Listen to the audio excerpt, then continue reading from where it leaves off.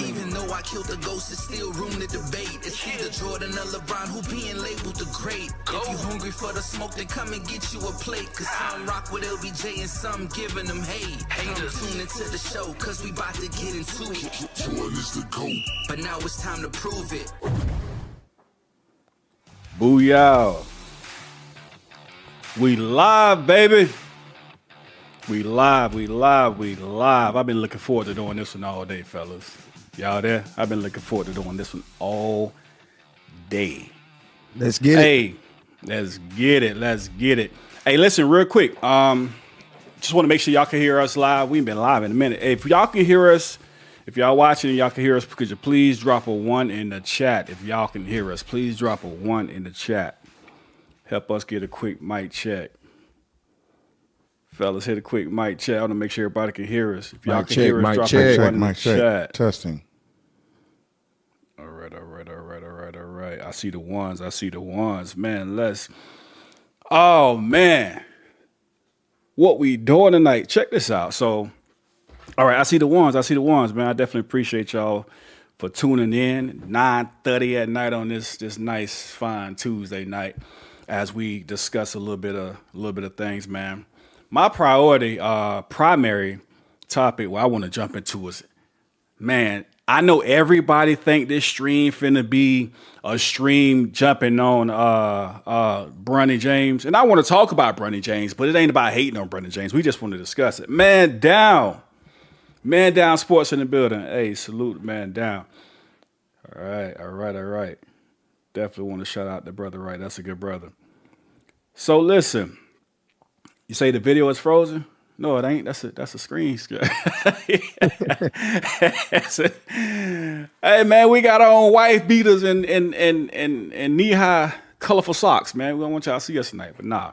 But listen, man. I want y'all to chime in. We dropping the links inside the chat. It's already a link in the chat. You know what I mean? For y'all, if y'all want to come on the platform and have this conversation with us.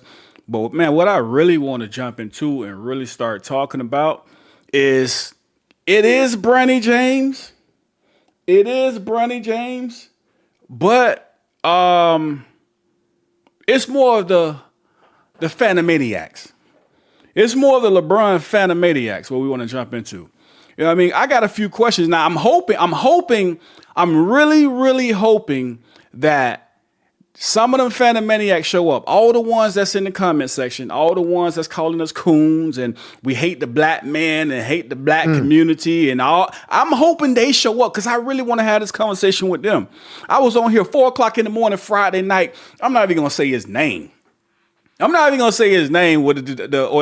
their name or whatever the channel name is, because you know what I mean. We ain't the biggest channel yet, you know. Hopefully we grow. Hopefully y'all subscribe and hitting that like button, we grow. But even with, you know, the subs we got getting so far, I'm not advertising for the brother because, you know, it's crazy how all we doing is talking about sports. But these, hey, Coach, you know, Coach J.O., what they gonna do? They gonna take it to the black community. Y'all hate black people. And I'm like, man, we never talked about this man as a husband. We never talked about him as a son, as a member of his community, a father. Only basketball. Only basketball. That's the only thing we talking about is basketball. But yet, everything else got to come into play. So I'm really hoping some of them show up. And J.O., man, you here, so I'm thinking some of them will show up because they be stalking you, especially on Facebook, brother. I know they be having you running crazy. Hey, I got an APB out on them. Okay? Got an ABA. Show up. Hey, I told you, man, they Twitter gangsters, man. They Twitter gangsters. They do all that talking. They do all that typing and talking. Now it's time to bag it up. Snap. Hey, we got one on here already. His name Coach Scott. I told him, I said, Coach, listen, call in sick. The night is not your night. He came to work. I said, you still can call in sick, but he don't want to call in. So I guess he want to smoke tonight. And this ain't a typical episode where I'm the moderator. I got to talk tonight. He said he was showing up. But, hey, it is what it is. So, listen. first thing I want to jump into, right? I got a question. And this again, the link is down in the chat, man. The link is down in the chat. Hopefully y'all share, man. Make sure y'all hit that like button and share the episode so everybody can, know we here so they can come participate. I just got a few questions. Let me ask you this, Coach J.O. Now, I don't think this is a hater question, right? I don't think this is a hater question. But I'm just gonna ask this question, and it's realistic. It's fair. Man, you think this mess having something that's a very strong effect on Bronny's psyche? Of course it does. Right now, do I feel sorry for Bronny James? No, I don't feel sorry for him at all, because I feel sorry for him a little bit though. No. At some point in the lives of all men, you have to go through some adversity. It is what it is. Hopefully, he comes out of this like fine gold, and he man up and becomes mentally tougher, not only just as a basketball player, but just as a man. He's facing a lot of criticism right now. A lot. And most of it isn't his fault. Let's just keep it 100. Are we going to do that? Or are we going to keep stepping over this, stepping over that, and just leaving stuff everywhere on the floor? We all know who's the reason for the season. Bronny James. It's Bronny James' season right now. It is. He's in hunting season, and people are out for his head right now because of his father. Okay? Let's just keep it real. Let me read you all something. Okay. Hey, I hear Coach Scott. He over here laughing. Now, hey, Coach, we gotta get your feedback too. You laughing, but I'm in agreement with Coach J.O. I think it is because his father. It ain't a Bronny Bassin session, but hey, listen, we gonna get to the bottom of it. Go ahead, Coach J.O.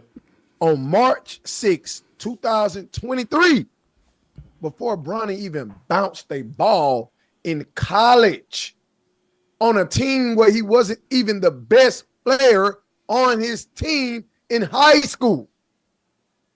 At 11:43 p.m., his father tweeted, "Man, Bronny definitely better than some of these cats I've seen on League Pass today.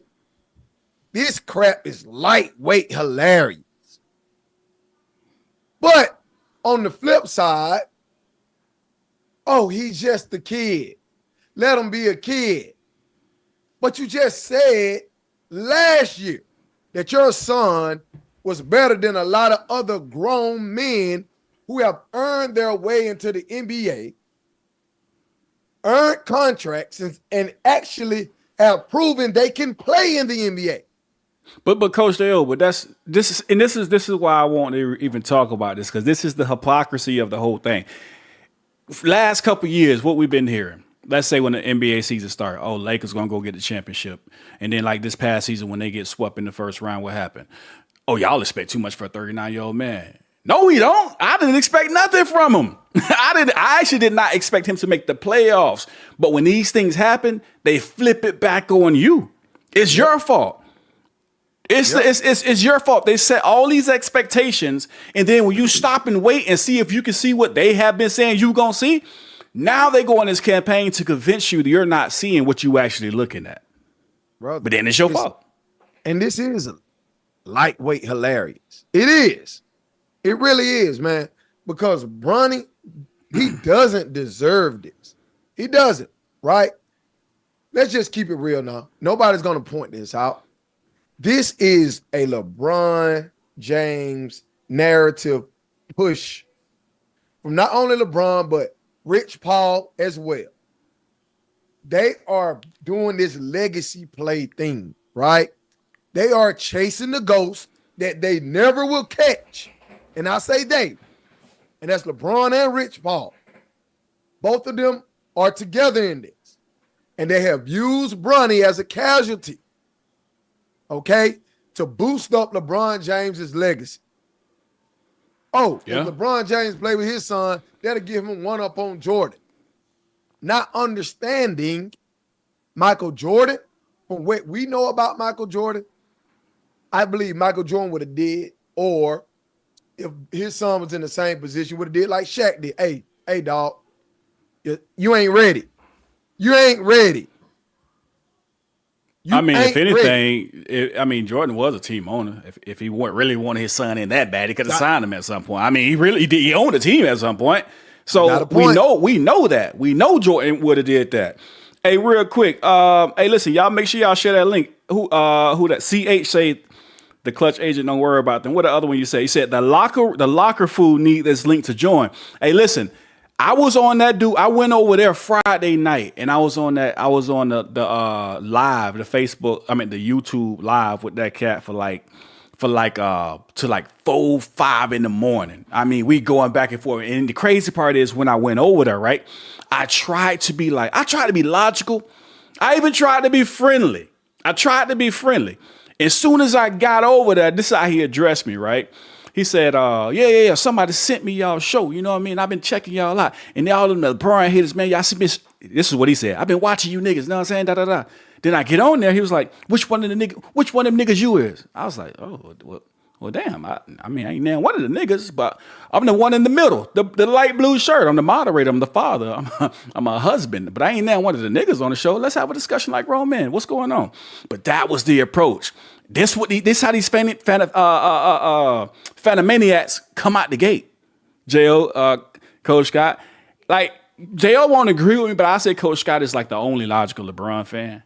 He don't come off like that because Coach J.O. ain't gonna agree with that. He ain't gonna agree with that, right? But listen.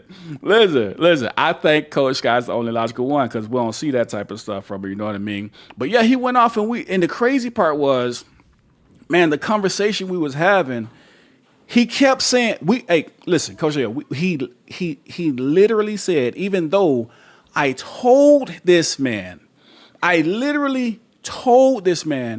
had no issues. Me personally, I ain't had no issues with LeBron getting Bronny drafted. Now, later on, other people start bringing up different factors like, hey, well, listen, if you look at it this way, he was taking money out of other people's mouths and this and that, and, for him, his own people and yada, yada. I was like, you know what? That's a good point. I didn't think about it that way. But during the time, it didn't bother me because I'm looking at it like it's a business move, right? I do the same thing for my son. But as he said, as people make, you got other comments coming in saying, he's a billionaire. He's taking money from those who are really hungry, things like that. I'm like, you know what? That make a lot of sense. But the point I'm getting to is this. I never hated on it, right? I never hated on it. And no matter how much I told this dude, I was actually in support of it. If you go back and listen to that live, this joker time and time, he just kept lying on me. Even though I'm sitting right there, he just kept on lying on me. And I'm like, yo, this got to be witchcraft. I've never seen in all of my life any sports team, and we know you got some crazy sports fanatics out there, teams and all that type of stuff, or any sports player have this type of psychological grip on the minds of their fans. I don't get it. I've never seen it before. It's nothing you can say. Nothing. It's crazy. It's crazy. Hey, listen, again, if y'all want to join the conversation, the link in the chat. I'm really waiting for some of y'all LeBron Phantomaniacs to get up in here. I'm really waiting for, especially all y'all that be on Facebook that tag me every single day. And hey, J.O., what they say? Open the phone lines. Yeah, that what they say. Open the phone lines. Well, the phone lines open. Get your ass over here. Phone lines open. Let's do it. Where y'all at? Man down say, bro, they are children. Even the ones our age are children. You got to stay away from those spaces and just deal with the professionals. You're absolutely right. I learned my lesson that night, brother. You're absolutely right. You are absolutely right. Yeah. Hey, shout out Justin King. Shout out to my brother right there. Hey, see, you said that Coach Scott is the only logical one, right? But he said, I can only imagine what he's doing right now, rubbing his hands together like he Birdman. Just wait, rubbing his hand like he Birdman. Exactly. Exactly. We're about to hear it. We are about to hear. I'm listening to. Hey, brother, I'm just listening to you tip drill it up for some foolishness, man. No. I'm just listening to you. I'm just ready to hear. A bio over there shaking you up like a Coca-Cola soda that's got a top on it, and you just super fizz, and you just ready to pop, bro.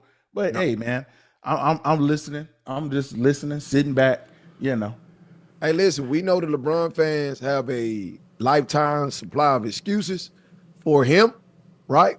And I can more than guarantee your response in any way is going to be a harsh criticism of LeBron James.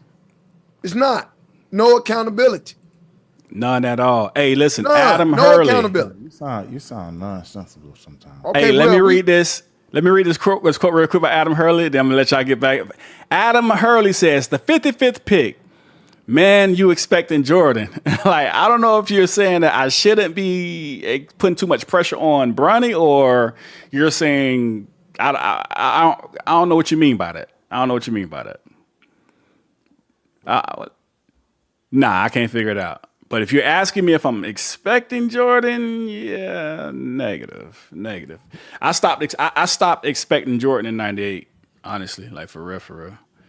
But think about this though, like, how do we go from Bronny? This is lightweight hilarious. Oh, I'm watching these guys in the league, and I know Bronny can play, as well as LeBron James. Of course, Bronny can play on the Lakers right now. He said this last season. How do we go from there to leave the kid alone? He's just the 55th pick. What do you expect him? I expect him. Well, I don't expect him because I already knew his game. But most people are expecting LeBron for Bronny to be what you said he is. Nah. You said it. LeBron, nah. You said it. Okay. But as you see, nobody asked for that information. That's facts. Nobody asked you the question. You volunteered it. Facts. Coach Jill, let me ask you a question. How many times do you volunteer information and you be wrong? How often do you do that? Let's really kick the tires here. You want to answer? Hold on 1 second. Let's kick the tires real quick. You wanna go in and get excited about Bronny James catching his sea legs. He's got way more of a career in front of him than he's had behind him. Oh my goodness. He has a career that needs to get going. Yes, right now, Bronny James is not good. He's not good right now. Let's be fair. Let's be honest. Bronny James is not playing well right now. But the transition from professional sports, from college, it is a transition. Brother, he and it's a wasn't good in transition college. that but this young man will get a chance to get his sea legs under him. He will get a chance to get better. This guy has, if his contract stands true, he has 328 regular season games to get better. He has over 1,460 days to get better. Coach Scott, you think he's going to get better? He will get better. But right now, he's just not better. He's not better right now, but he's going to get better. Hey, listen, for anybody who think the video is frozen, it is not frozen. That is just our screen capture. But is he going to get better, Coach Scott? Yeah, should he be better? That's a better question because, hey, how long we been doing this show about you? We've been told LeBron James is the greatest player ever. So the greatest player ever is your father. You have access to the greatest trainers. You know that $1 million that you say LeBron James spends on his body a year? You said it, Coach. You said it. That $1 million, all those resources that he has, Bronny should have those same resources. Okay? And, all of those trainers. And one player being the greatest player don't equate to his son being the same player. It don't equate to that. What let's kill this. We have Michael Jordan and who's the greatest player of all time, right? Neither one of his sons were able to play. Have you heard him say wait, hold on. But neither did Jordan state that, listen, Marcus Jordan is better than half the players I'm watching on League Pass right now. He wasn't gonna say that. But here's the thing, though. Neither is Bronny. Let's just be honest. Neither is Bronny. So no. Hold on. Here's the point, though. Here's the point. The point is this. Here's your point. Is this. All right, here's my point. And the ultimate point. You're right. Marcus Jordan wasn't good. And neither is Bronny. But this is why I say this live, I don't really want to attack Bronny. I want to attack the stupidity that his father put out there. You put the pressure on him. Now I get your Phantomaniacs trying to flip it around on everybody else like it's our fault for expecting what you told us to expect. But you put the pressure on him. Michael Jordan didn't go out and put the pressure on his son. All right? Michael Jordan didn't even put his son on his team. It's probably for a reason. He probably looked and said, hey, listen, I'm a competitor. You ain't ready. You can't play. You ain't that good. Who knows? I don't know. I wasn't there. But I know what I do know is we did not see Michael Jordan dropping tweets talking about Marcus Jordan is better than half the players on League Pass. Did we? No, we didn't. No, we didn't. We did not. So when why you over there? Why you over there? Good and tip drilling it up. Yeah, he didn't do it. He didn't do that. But so my question is: are you going to hold LeBron James accountable for putting a bullseye on his son? Are you going to do that? Hold him accountable. I didn't hold him accountable when he tweeted the message. That was that man's message. That's his thought process on his son based on what he was watching that night. Do you know who was playing that night when he tweeted? So that's what we're doing now, right? Who was playing? I'm asking a question. Who was playing? Yeah, that's what we're doing. Asking questions. Okay, who was playing? I'm asking. Do you know who was playing that night? you asked that question like you knew about the reach for the stars. We're right? not reaching. We're about to reach for the stars. Here we go. Because that's what you're doing. I think we got a caller. David Pimenter is saying that he's trying to get in. He's on hold. Okay. I dropped the link. I don't see nobody in the back. I don't see nobody back here. Oh, you calling? Nah.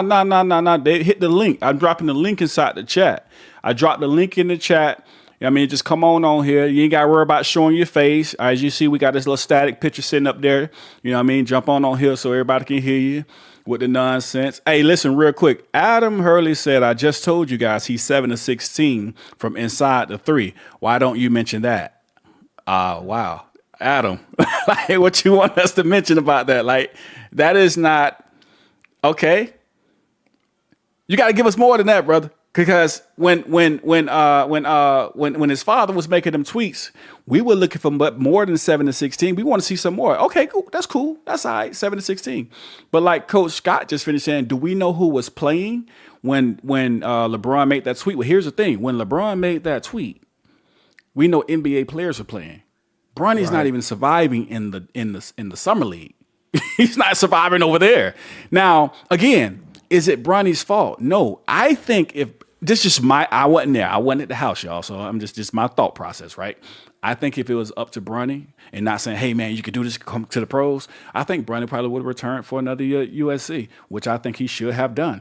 I think Bronny was pressured into going here, and I think it was a selfish move by LeBron James because that's what he do.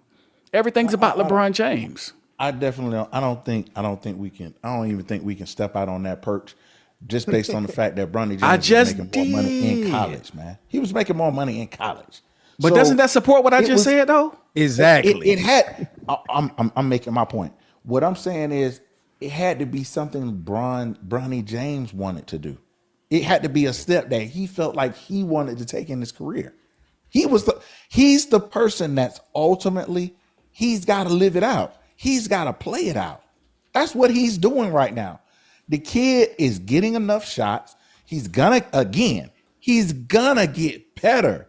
This is the thing that a lot of these hypocritical people are failing to realize. The guy has a 4-year deal to get better, to hone his craft and to get better.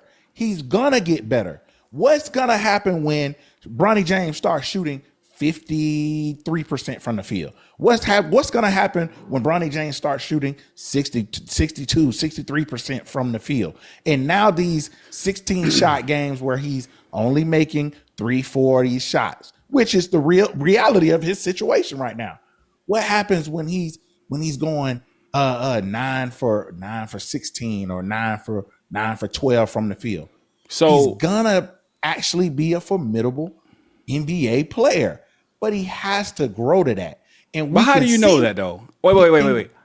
How is it that you're telling us that we need to look into the future and know that that's going to happen, but telling us not to pay attention to that we're looking at right now in the present? Like we're looking at it right now. I'm not telling you to look in the future. Coach J.O. self-admitted is like, hey, I can see what his kid's game. He's got good. It's not like you have a blank slate and you're trying to figure out what's going on with Bronny James. The kid has great fundamental bones. And at the end of the day, when his game catches up with where he is right now, he's gonna be a little bit of a problem. No, I'm not saying hold on, Kobe Coach. Bryant. No, Coach. No, Coach. You can't do that. Go ahead. You can't do that. Before you jump in, J.O., we had, whoever it was you came in the back, I was about to let you in, and then you kind of fell off. I don't know if that was a LeBron Phantomaniac, or you had something else you want to say. But if you come back in, man, we got you. Definitely be a part of the conversation. It's 63 people in here. Keep sharing. Let's at least get to 100 tonight on our second live stream ever? Let's get to 100. Let's see if we can get the views up to 100. And also, we only got 30 likes. If it's 63 people, come on, let's have 63 likes at least. Show the platform some support. But go ahead, Coach. Coach, this like you cannot do this, Coach. What am I doing? You said when Bronny starts hitting these shots and 60% here and 65%, like and listen, Coach J.O. by no means is this a bash Bronny show, right? It's not. What have you saw, Coach Scott, from Bronny to even suggest that he can do that? He shot 41% in high school his senior year from the field. He shot 36% from the field last year in college. What have you saw to make you believe that he's going to get to that point? Because this is his career. This is his job. There is no more going to class. There is no more. This is your job. And the difference between every phase in life, every professional step he takes from this point forward, this is his job. He doesn't have anything to distract him from being a basketball player but him. But so did other players who, second round and everything else. It was their job too, and they didn't quite make it. So I would agree. What makes him so different? I would wholeheartedly agree. But we're talking about Bronny James right now, right? Oh, the name. That's it. That's what makes him different. Okay. All right. No, I'm asking because I need to know, like, what really makes him so different. Like, I just want to know, how can we be so confident that he's really going to just turn it all around? And I'm not saying he's not. I'm not saying he's not. He might turn it around. But based on what we're seeing, the whole point of what I'm talking about right now is not the fact that, Bronny, like, I'm not going to just come out and say, oh, he trash or he just horrible. I'm not going to say that. But what I am saying is LeBron James, because of his selfish ways, have really set Bronny up for failure. And his LeBron Maniac fans, they are making it harder for for Bronny, as they did for LeBron, because what they do is they put these unrealistic expectations out. They act like he, like Coach J.O. say, walk on water. They act like he raised the dead from raised up the dead. They act like he opened blind eyes. And then you'll hear him say something like, I always make the best decision. And then when you see him make a horrible decision, even though it's sports, you say, well, that was a bad decision. Here come all the LeBron maniacs. You're a hater. You're haters. And they come with the bull crap. Hold on. We got somebody in the back. Let me get him in. This is DC Slim. Let me get him in real quick. He's joining. DC Slim, what's going on, man? You got to unmute. You got to unmute. Yeah, they got to be a LeBron fan. I'm just playing. DC's, I was just playing. I'm messing. I'm joking. You got to unmute, brother. Yeah, you got your mute button on. If you tap your screen, if you're on your phone, it'll pop up and you hit that microphone. It'll unmute.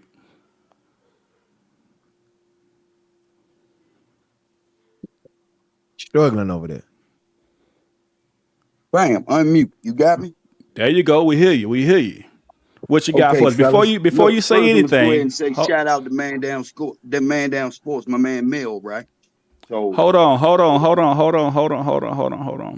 Man down sports salute. But how you come on my platform, don't even say hello to us and then get a shout out to the other? And although that's my guy, but come on, man. Like, definitely shout out to Man Down Sports. We just did a show with him. Did you catch the show we did with him? yeah, man. I don't know if y'all heard me on there. That's my man. We've been going through some tough times, but that's my homie though. You know what I'm saying? Oh, that's what's up. That's a we just met. That's definitely a good brother, man. We actually did the show and we had some technical difficulties, so it's not the full show that we released. And I was so upset about that, but definitely appreciate a chance to be able to work with that brother there. Before you get started, well, if you were here, I already know. I already know the answer to this question. Then I was going to ask you. So before you move forward, what's your stance on this Bronny situation? You think he's going to get better? Or you think this is probably a bad call? All right, I want to put my disclaimer out there first because everybody like to, say if they think you're a LeBron fan, if you make certain statements, just to let it be known. I don't like LeBron, like nothing about that clown. Never liked him. I don't watch the NBA because of him. So let me ask you this: why don't you like him? Because his fans gonna be like you a hater. So what is like? I like to keep it to basketball, nothing personal. Why don't you like him? Okay, it's nothing personal about him personally, but it's the multi-ethnic demons in action, the media. All right, the media. Okay. Basically, they have created a monster, and now where we at right now, all the YouTubers, it's like when you mention his name and his son's name, it's only for the clicks and likes. We don't even talk sports no more. We just talk about Bronny. I ain't heard no sports talk, no talk about no other players in the summer league. It's just Bronny. And I'm gonna tell you this, man. I think it's overkill, dog. First of all, I told you I don't like LeBron, but dog, I got to give him credit for finagling the Lakers. I mean, if you don't do that, you crazy. Shaq couldn't finagle him. Kobe couldn't finagle him. Nobody. All right. Him being a black man first, before I judge him on anything in his position that he is, his nepotism is cool. See, nobody bringing up Giannis. I think Giannis, Giannis is worse than what LeBron did. Giannis' brother stinks, dog. And it's a bigger version of stink. Exactly. Oh my God. A bigger version of stink. We have gotten, dog, literally, and I'm saying this to Man Down, this channel, fake Kwame Brown, and everybody. Dog, y'all got to lay off this youngin', dog. He ain't been around long enough to say all of this. But what makes everybody look bad on this, and I'm trying to tell y'all, don't think the LeBron fans is the only one watching y'all. This is bad, dog. Y'all ain't spending nothing but time talking about a youngin'. Let me show you something. Oh, let me show you something real quick. Let me show you something. Can you see the screen? I don't know if y'all can see the screen. Let me get it over here. Let me get over here. Y'all can see the screen, right? The viewership can see the screen. Y'all see that? That's my Facebook page. That's June 27th, 11:35 p.m. What I wrote. I ain't gonna lie. I'm not mad at LeBron for getting Bronny in the league. I personally don't think he ready, but even if it was my son, even if my son wasn't ready, I lost my place. If my son wasn't ready, but I can give him a big payday and he wasn't ready to work, hey, I'm gonna do it. This is what I'm saying on my post right here. This by no means has anything to do with the GOAT case. So please don't get it don't come with that nonsense. But I ain't mad at hold on. Let me finish. But I ain't mad at a brother for beating the system that beat us for 400 to 500 years. I've been supporting this whole movement. So what I told, I don't know if you heard what I said before you came on here, but what I was saying before you came on was the fact that this show ain't about bashing Bronny. This show is about putting in perspective what's really going on. The media control, as you mentioned, and everything else, and how he's taking control of everything. I actually feel bad for Bronny. So when Bronny was drafted, I was never mad at it. How about this? You actually doing what the media was doing. You kind of really took over. It's too late to blame the media, dog. You should have been blaming the media No, it ain't. when they started interjecting him and putting his name beside Kobe and Mike. You see what I'm saying? So Wait, hold on. No, I don't see what you're saying. I got a question on that. I can't let you ride past that. How should I have been blaming him? Well, when I say you should have been blaming the media. See, I don't think nobody can blame LeBron for pimping. Okay, so I just think that's just how it is, dog. If anybody come out here and is mad at what he got going on, I'm not trying to be mean, but you kind of like a hater. You ain't really gotta like his game. Okay, you can say, look, I don't like LeBron's game. That's what I say. Dog, well, I watch don't know this. him as a person. Watch this. June 27th, that was the day of the draft, right? Can y'all drop a one in the comment section if y'all just clearly saw what I posted on June 27th? How am I hating? No, I would do the same thing. Listen. So let me finish my point. What I'm saying is this, though.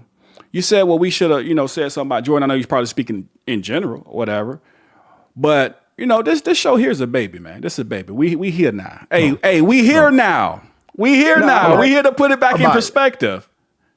We here to put it back in perspective. We can't let them get away with it. Hey, DC Slim, brother. What's up? It's Coach J.O., man. How you doing?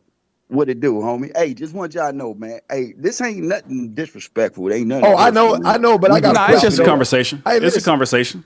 Hey, I have a question for you, though. What's up, homie? Okay, you said that we shouldn't cover Bronny, we shouldn't cover LeBron, and so on and so forth, right?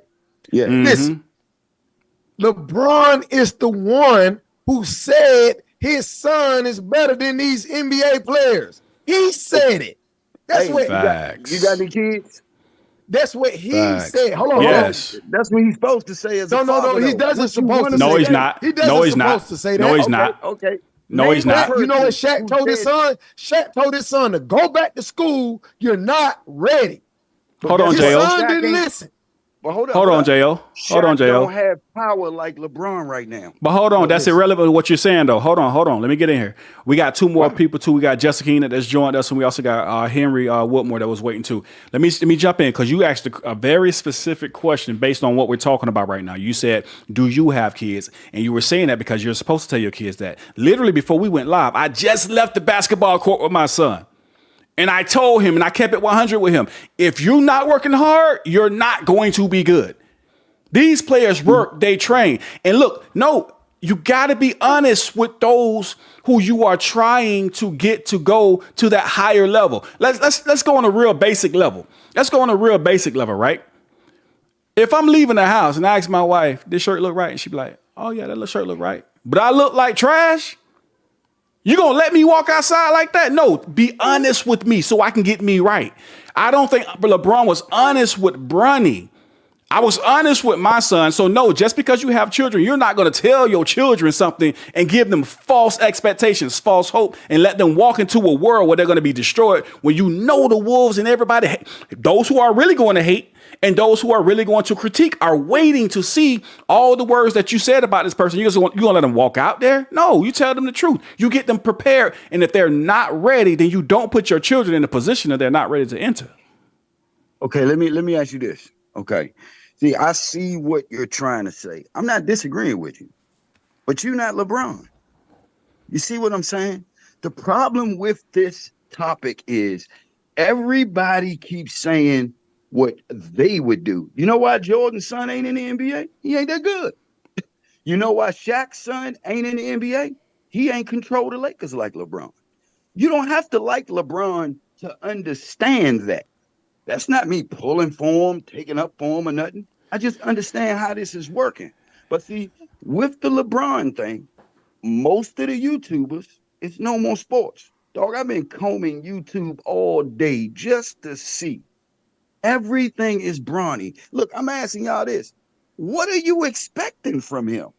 I'm expecting him to be what his daddy said he was. But his daddy been lying the whole time. This the same dude that sit in front of a camera on but page brother, he's not above criticism. Bronny isn't above criticism, and LeBron isn't above criticism. I don't care if he is a young man. He's not above criticism. Listen, that's not what I'm saying, brother. I'm not saying because he's in the league, he can be criticized.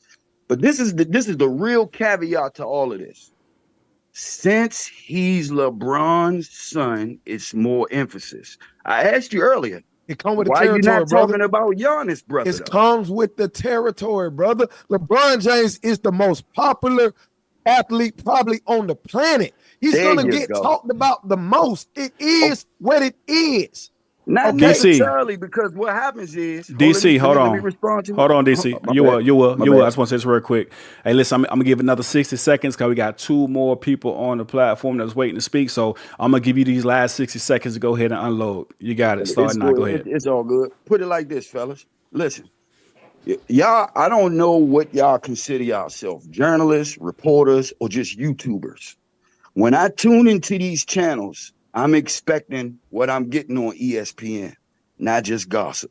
And I'm not saying y'all gossiping, but this is a sports show, okay? We're not here to talk about young people who have not developed because their father, you might not like him. To me, just like I want to tell Kwame Brown, if y'all got a problem with Bronny, y'all need to talk to LeBron or the Lakers. Shorty is what he is. He young. We don't even know if he's going to be good next year. You understand? See, we don't know most second round players look like him.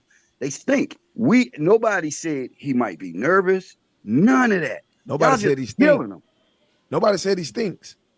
Well, I'm just saying, I just don't think it's fair, man. I just want everybody to get back to the sports, man. We living in a gossip. So real quick. Real quick. That was the 60. Now, real quick, I want to respond to you before I let you go.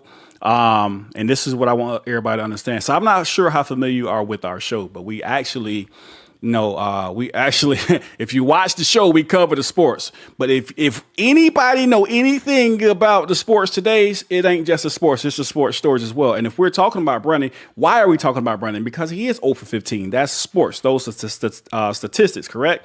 Now, you said something I really want to address is real quick. You said because we don't maybe not like his father or whatever it is that you mentioned. Let me show you something else because I had these screenshots and you say you ain't the LeBron guy, but I was waiting for the LeBron Phantomaniacs. June 27, 2016. I just want to show y'all how far back I go with supporting LeBron, right? I just want to show y'all it is because what people like to do, they like to say, you're saying what you're saying because you don't hate him. What did it say? For all of you guys who hate this guy for no reason, or because he left a freaking basketball team, yet you love Michael Jordan, a guy who used to give money to invest in prisons. That's what I thought at the time. A place where your sons are being stored. This money you gave him when you bought his shoes. That was me responding to Jordan fans and supported LeBron because all I seen was hate for LeBron. Oh, I got a whole lot of these. So when y'all say, you saying what you saying because y'all don't like it, nah, I've been supporting LeBron for years. But the sad part is, if you are honest in 2024, if you tell the truth in 2024, all of a sudden it's hate. It ain't hate, brother. I just want to respond to that. But let us get honesty and truth is what's killing sports. See, I got you, bro. I got you, bro. I got you, bro. Tap out. You know what I'm saying? This is my first. And you come back in too. He got the show on. Hey, you come back in too. I just want to get other brothers a chance to talk as well. All right. I definitely appreciate you. I got you. All right. We got Henry. Did I say that? Whitmore? Is that it? Henry Whitmore? Yeah. Am I saying that correct? All right, man. What's your stance? Are you here? You say Bronny is he gonna ball out? Is he gonna come back? Are we hating on Bronny? What's going on? How are we looking at this today? First of all, salute to y'all brothers, man. I just started following y'all, like I'll say about a couple of weeks ago, because ever since this whole Bronny James situation been going on, I've been tapping in with a couple of YouTube pages and content creators. So first of all, I want to say salute to y'all brothers. So, but my salute, thoughts, definitely appreciate you. Yeah, my thoughts on this. I would just say Bronny was never really like that to begin with. So I just don't know why the media is covered. Like, bro, they had a highlight of the deflection he had on a fast break, bro. Like it was like he put last windmill and dunked over 2 people, bro. And I seen Bleacher Report post that Bronny won the Call of Duty tournament, bro. This is a sports associated a sports associated a page. But the Bleacher, bro, this actual Bleacher Report. So that coupled with Bronny's actual performance on the court, he doesn't. It looks like he's out there going through the motions. He's not showing no. He's not really showing no passion, no anything. He's just out there, and I really think Brian said, Bronny, you're gonna play this year whether you're ready or not. That's I my want to play thoughts. with my son. I want to make this history. And basically, he probably ain't telling that, but he basically thinking like, I don't care if you're ready. This is for my legacy.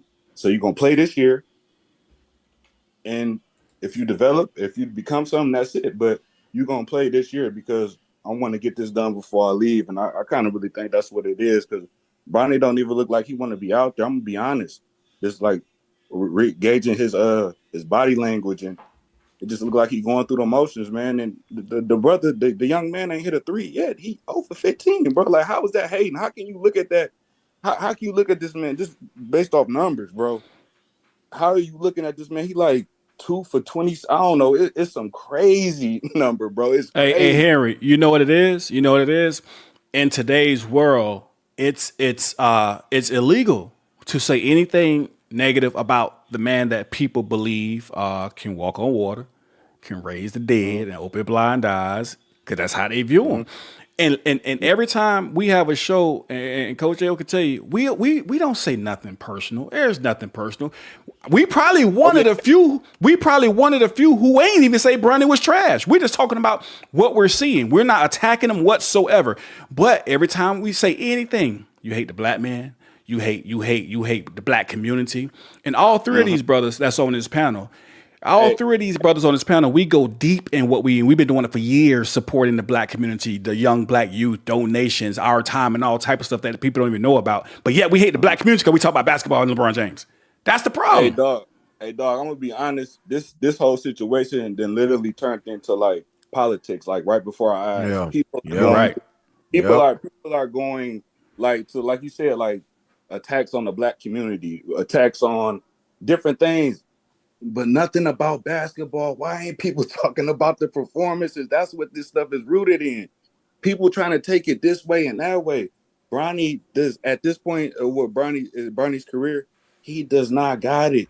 And they're showcasing him like he a lottery pick. That's not, bruh. That's not nobody's fault, but their fault. And like I said, I really don't even blame Bronny like that because I kind of feel like Bron is driving this train. To be I honest, agree. for the whole narrative, and for him to play with his son, which is all right, but I don't even Yeah. think you really considering Bronny feelings, and that's your oldest son. Like, bro, you really putting him out there. You throwing him into the fire, and he a young guy, so he always got his phone. So he could be doing something on social media, not even pretending basketball, but he always gonna see that, bro. And I feel like I, Bron did. I agree with you, Henry, on that one. And that's the point that I'm coming from. It's Coach J.O. That's where I'm coming from right now.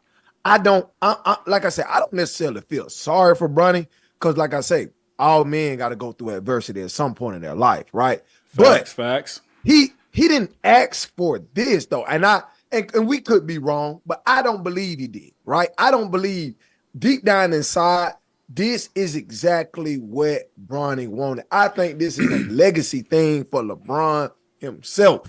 Exactly. Okay, and Bronny is the casualty right now. He just is. Hey, man. Right?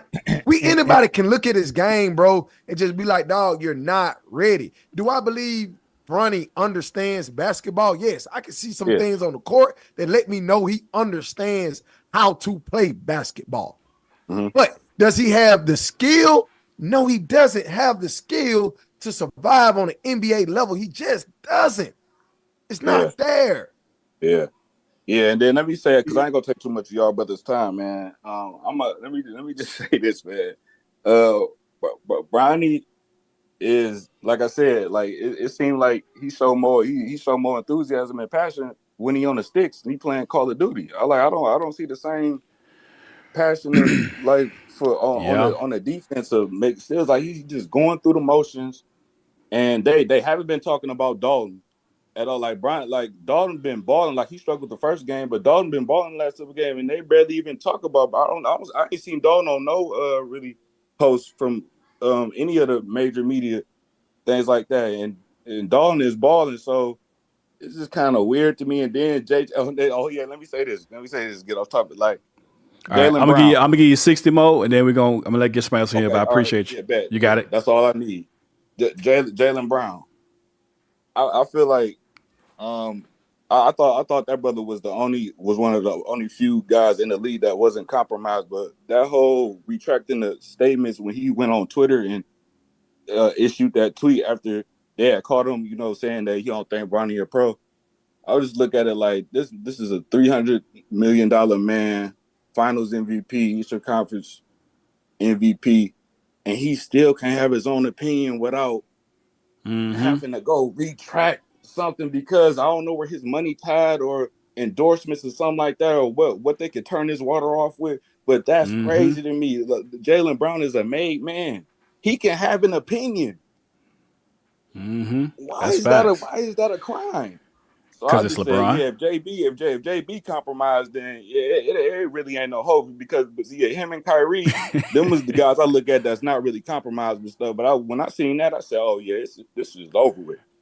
All right, brother. That's the 60 right there. We definitely appreciate you coming on. Yeah, we're gonna drop you off, and then if you want to come back on, we'll drop you. You come back on. Yep. Salute. Hey, DC, you can go ahead and drop off, bro. We'll get you back on here shortly. Real quick, okay. Hey, Coach Ayo, this is the hey, you see, I had to scroll up because I missed a lot of comments. Dark Gables 845. That's the one who I was telling you about that was on the post that we did, talking about we a LeBron hating platform, F out of here, and yada yada yada. I'm telling you, man, it's like if it bothers you so much, why are you here? Like, why are you here? That's the question I got. This ain't Facebook. I didn't tag you. Why are you here? You know what I mean?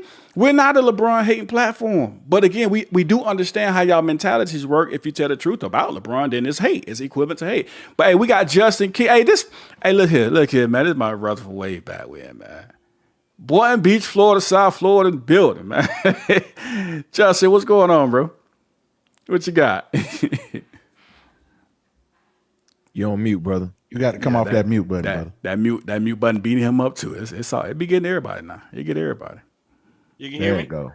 There you go. Hey, how y'all boys doing, man?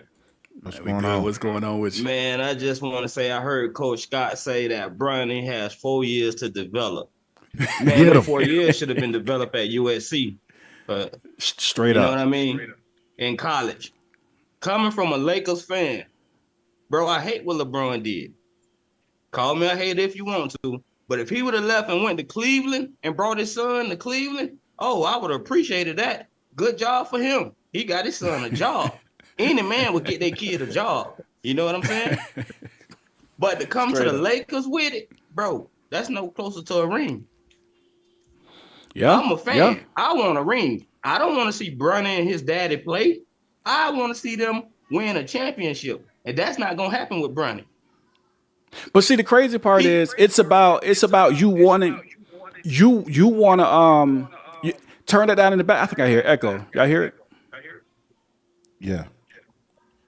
I think it's show in the background playing too.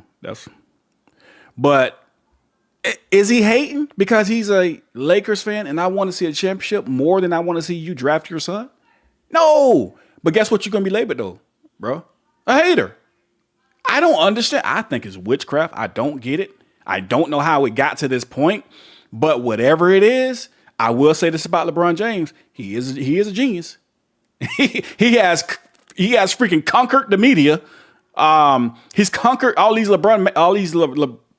fanatics, and he got everybody believing anything he do wrong is everybody's fault but his. Whether you think it's right or wrong, he's a genius. I just don't get it. I don't get it. But go ahead, bro. Yeah, he is. He is a genius. To come to the Lakers and to control the Lakers. You get to pick and choose who come there and play. You get to pick and choose who the coach is. Next, he gonna want a statue out in front of the Staples Center. Yeah. Kobe will have to come back. What's going on, Big Dave? If that was to happen. Justin, I have a real quick question for you. Well, a couple quick questions for you. Do you know who Jackson Hayes is? No, I don't know him, but I heard of the name. Okay. Real quick, do you know who Maxwell Lewis is? Yes. Okay, you know who Maxwell is.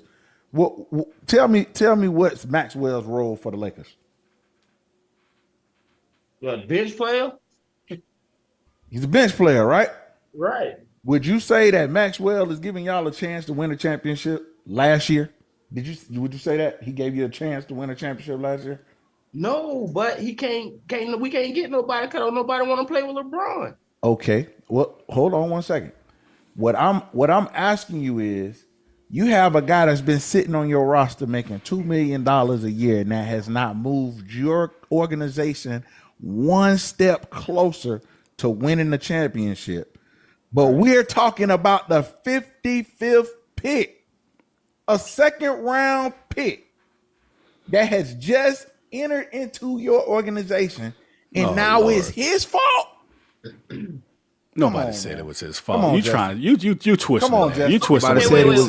Wait. So, Coach Scott, is you telling me with the 55th pick there was no other better players than Bronny out there? Is that what you're saying? I don't know. At 55, I don't know if y'all had a better pick out there. I don't know. You know why we don't know? Because that was Bronny's spot from the get-go. That's why we don't know. And guess what?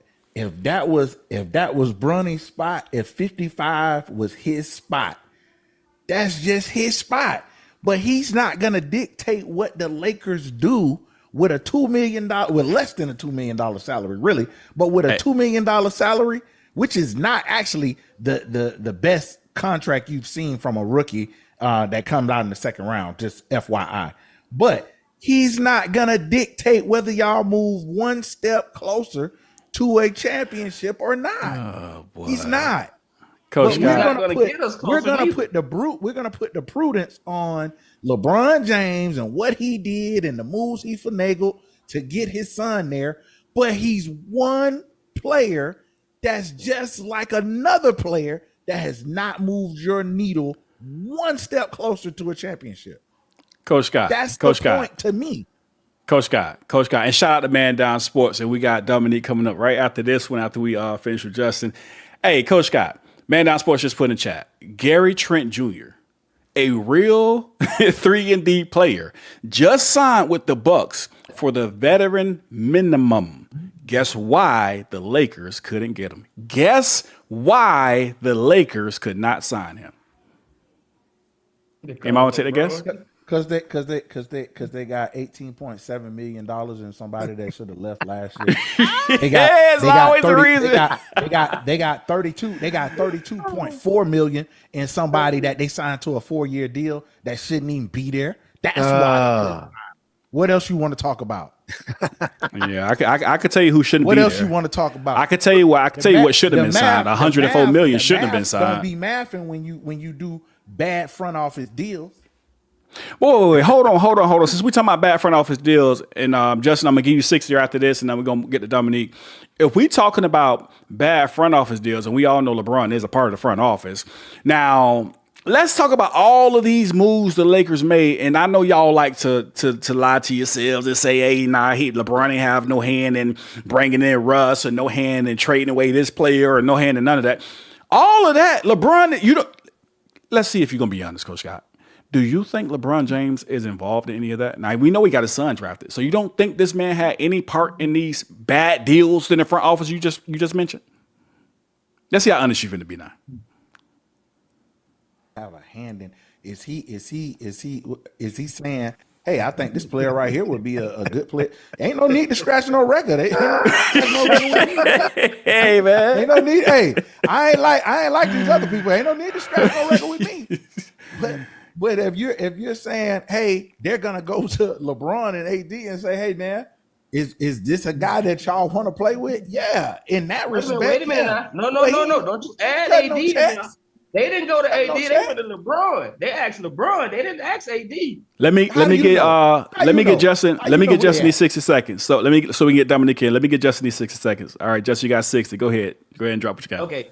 All I'm saying is, You take a kid that averaged 4 points in college, bringing him to the summer league, he's averaging 4 points per game when he's supposed to be out there working hard to earn a position.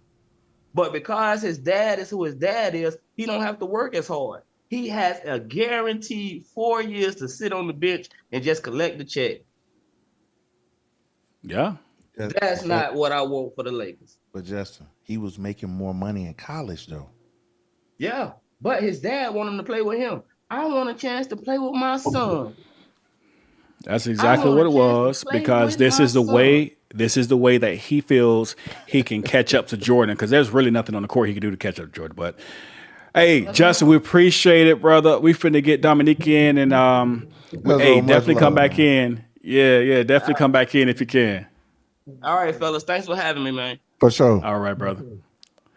Hey, listen.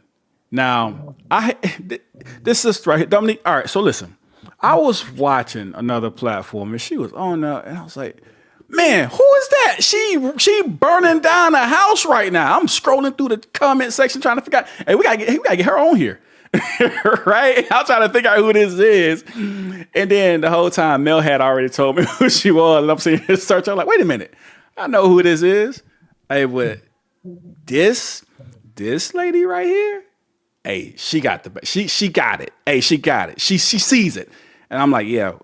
So Dominique, listen, I'm gonna give you the mic, but definitely I already hit Mel up, say, hey man, I definitely got to get her on the show, man. At least give us one feature, so one collab.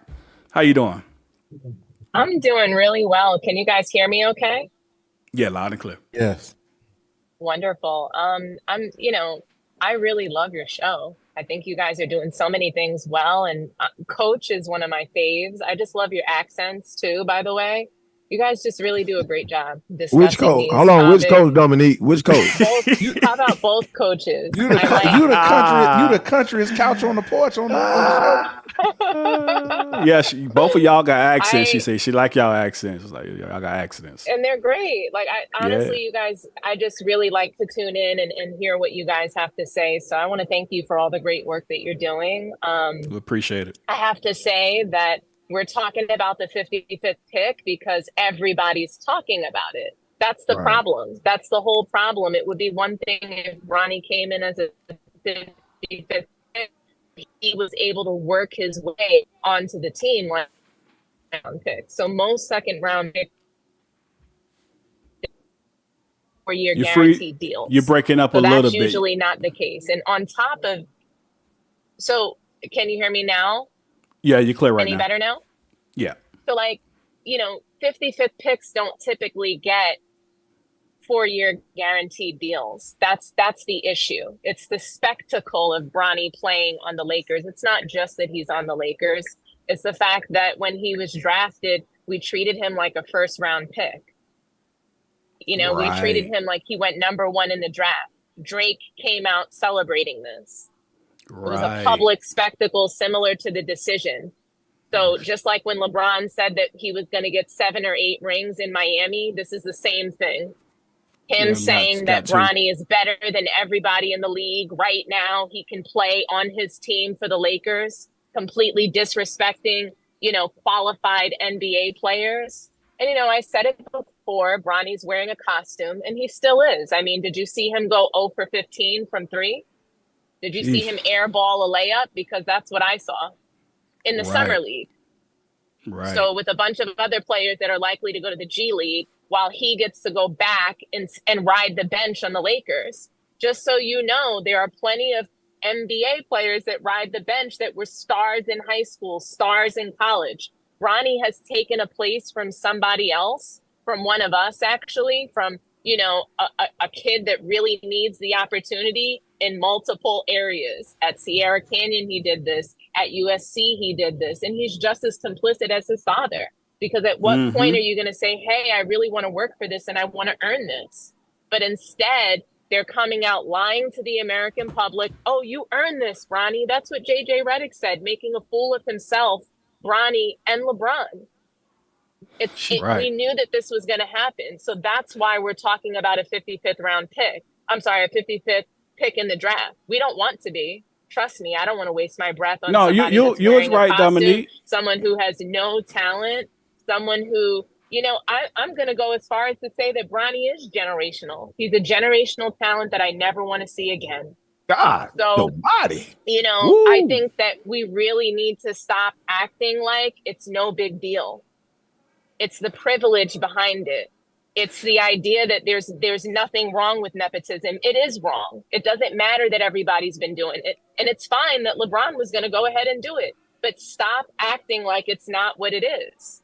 That's Exactly. all. That's the Dominique. problem. It's not that Bronny's on the Lakers. I promise you that's not the issue. But I also promise you he doesn't even want to be there. He looks lifeless. He doesn't even look like he doesn't look like he's an NBA player. He doesn't look like he prefers to play basketball. He looks like he wants to play video games and date white women. That's what he looks like he wants to do.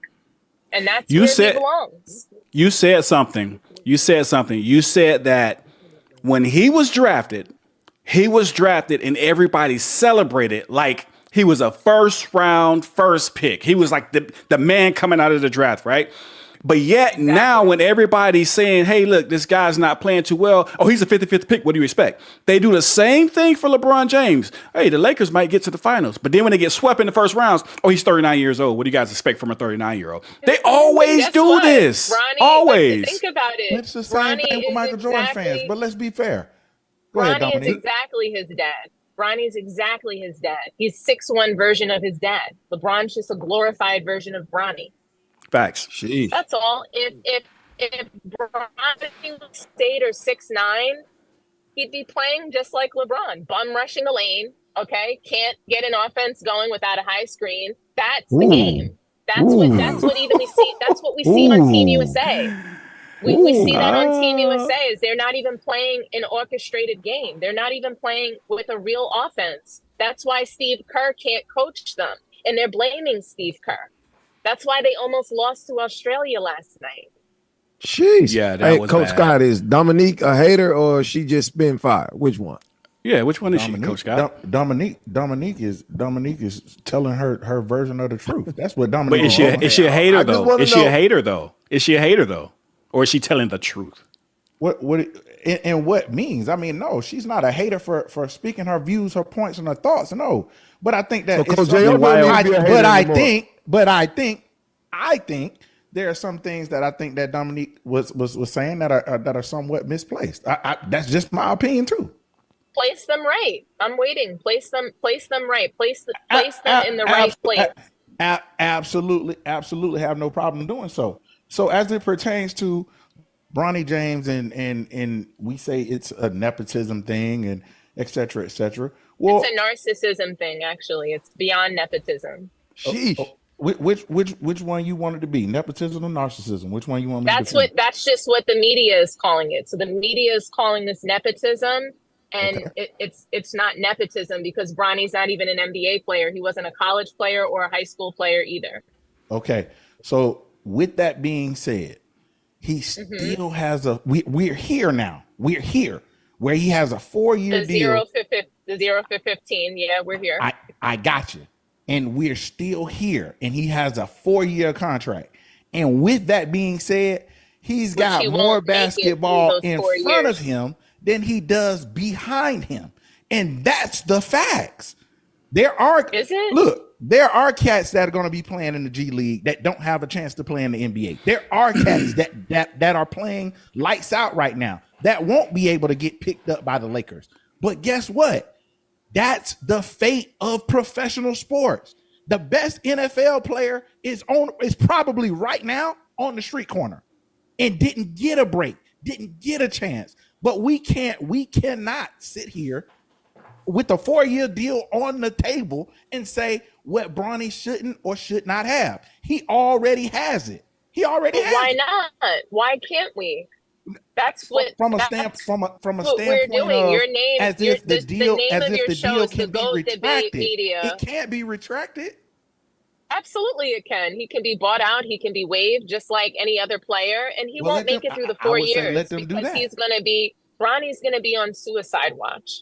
Okay, so within the next year or two, maybe even less than that, it'll be some sort of mental fitness issue that he has, or they'll just mark him as injured.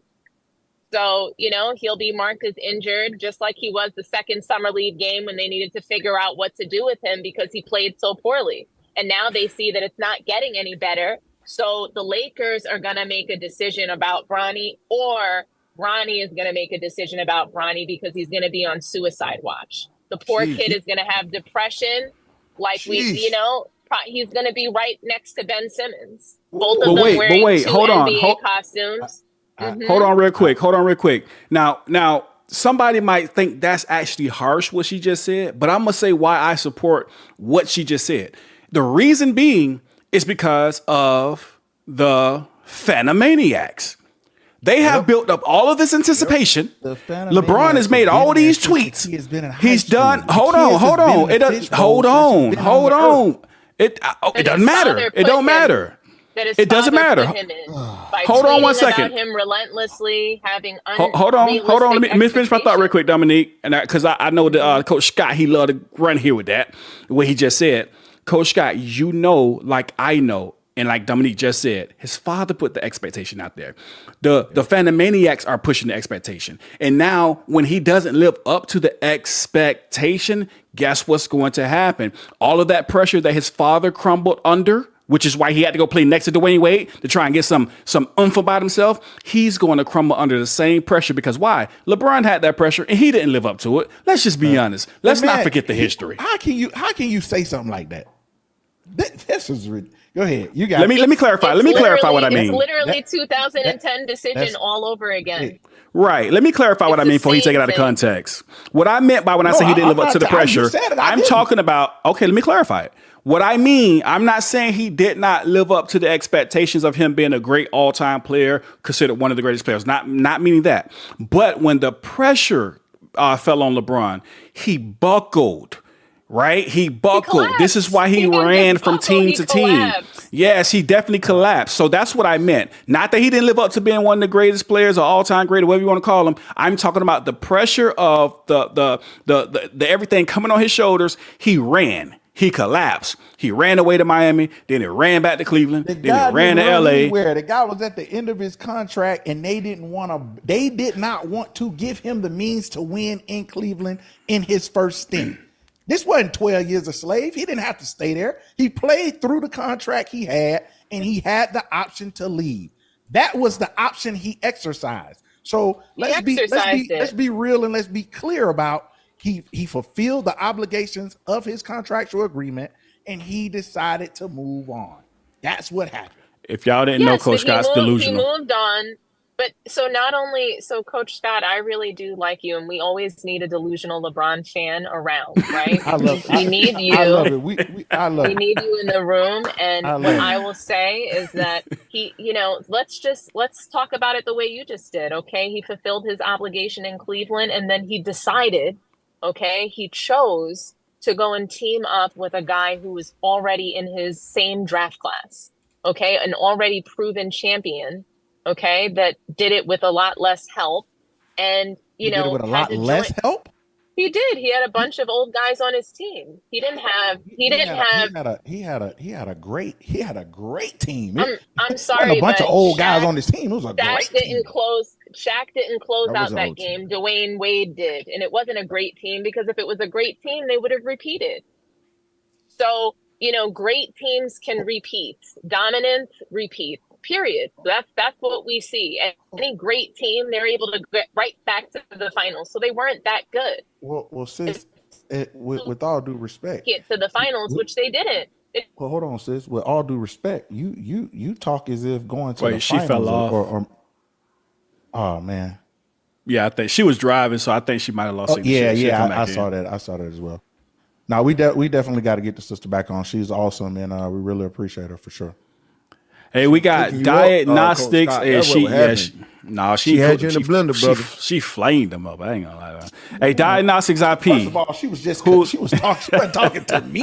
She was just talking. All right, diagnostics IP. Who we got? Oh, okay. David. That diagnostics IP. That's iPhone. Oh, it's said an iPhone now. Okay, hey, I've been waiting for you. I've been waiting for you. What's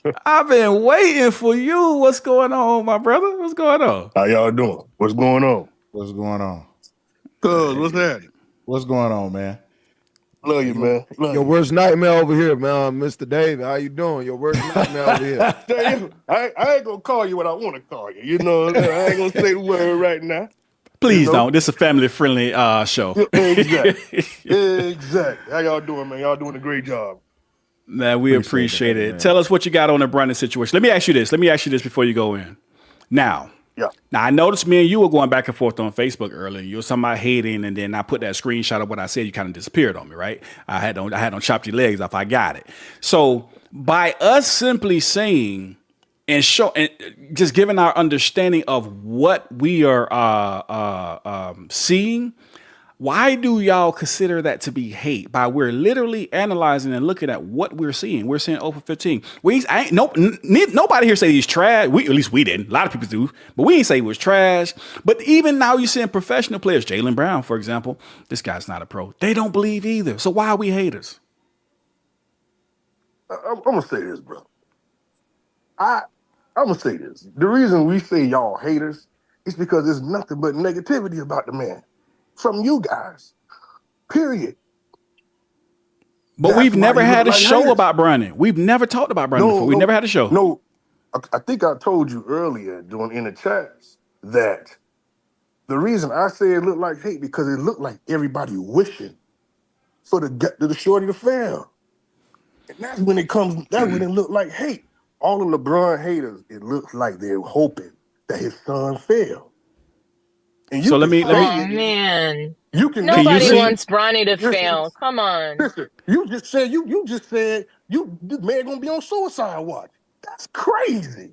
I think that's the space that LeBron is putting. I'm sorry, but I think that's what he's doing to his son. No, man. You don't say stuff like that. To me, personally, I would not. You went too far. I'm sorry, that's how I feel. I think that Bronny is already a depression case. He has a blank stare. Have you been watching the Summer League games? He literally has a blank stare. That's not an NBA player. Someone who let's go one. Hold on. Let's go one at a time so we can make sure everybody hear clearly. I got you. Wow. Now, this is what I say. I think saying suicide, saying that was just too far. And I will put my life on it. If I follow your platform, the lady, I will bet it's 90% LeBron hate. Period. You ain't got nothing good to say about LeBron or nothing. David, let me ask you something. Let me ask you something real quick, David. Can you see the screen? Can you see the screen? Yeah, I see it. All right. Do you remember this post that I showed you? Yeah, I remember that. Yeah. All right, this is the one that you avoided to hit the like button on. You'll be on every last one of them, but when I gave props out, you avoided that one. Why? No, I didn't avoid this one. You didn't? I ain't see you. No, I don't think I did. Not me. Let me show you something else. Let me show you something else. Matter of fact, before I show you that, you see that date, right? June 27, 11:35 p.m. That's the draft date. That's 11:35 at night, the draft date. Now watch this. This one right here is June 27, 2016. Can you see what that say? Uh-huh. Yeah, I saw that too. I remember that. Right.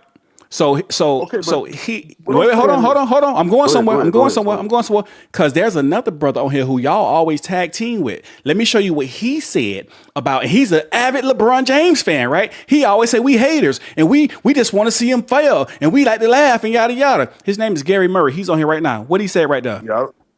Bronny building houses. He helping the community with all them bricks. Wait, now if we say this, cool. But if we say this, but I'm a LeBron man. I'm a LeBron fan. I ain't saying his son is great. I ain't saying his son is great. No. Before you move forward, though, big bro, before you move forward, I want you to address this right here. If we had said something this simple, and I don't disagree with him, but had we said something this simple, what type of messages would you have been on? Haters, y'all just want to see this man fail and all the rest of this stuff, right? Let's be real. Let's be real. I'm testing your honesty now. No, we probably would have. But the problem is, it's nothing but hate on the man coming from y'all. Oh, so we're gonna overlook. We're gonna overlook this obviously hating comment. Wait. Okay. Let me ask you something. This is what the lady said earlier. I guess that's a all yes. she said about the man in his game and all that. That is ridiculous. This man has made it to one of the top 2 players to ever play the game. If you believe that, that is a fact. And for her to say that is a fact. I guarantee that's a fact. And if you listen. JL, stop. It's like this. That's a fact. Keep on going, brother. Stop. Keep on. Hey, listen, bro. Listen. If you can make it to where he is, bro, you okay? Put it like this: nobody can say what Michael MJ can do better than LeBron on that court, except for mid-range, and that's it. Post game, I can tell you a lot of things, but I can tell you a lot of things. I think Michael Jordan literally does everything better than LeBron. But multiple, I can name 15. That's not even logical. That's not logical. Exactly. That's not logical, sis. That's not even logical. That's not even logical. That don't even make no sense. It's not even logical. It's okay to say Michael Jordan is your GOAT, and it's okay to say Michael Jordan is the best player to play basketball. Let me be clear, though, Coach Scott. Exactly. I don't actually believe that there is a GOAT. So I completely disagree with the conversation. I don't believe that there is any greatest of all time in a team sport. Okay, but that's my personal opinion. But I have about 10 to 15 people ranked ahead of LeBron. Sorry.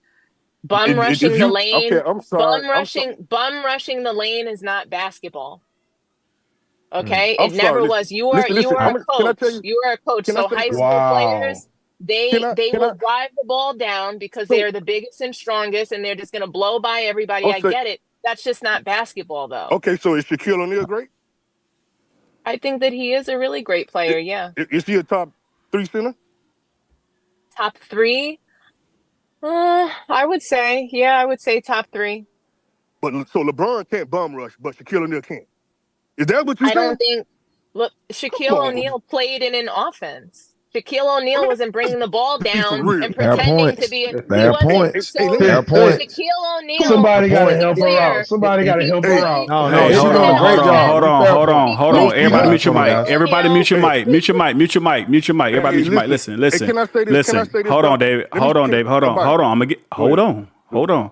I need y'all to because it's just it's starting to get jumbled up, and I can't hear. I know the viewers can't hear, so let's go one at a time. Hey, let me give it back to Dominique. I'm gonna give it back to you, Dominique, because you was here and you fell off. Then David come in. I'm gonna give it to David, and then we got Gary after that, and we got somebody else in the waiting room.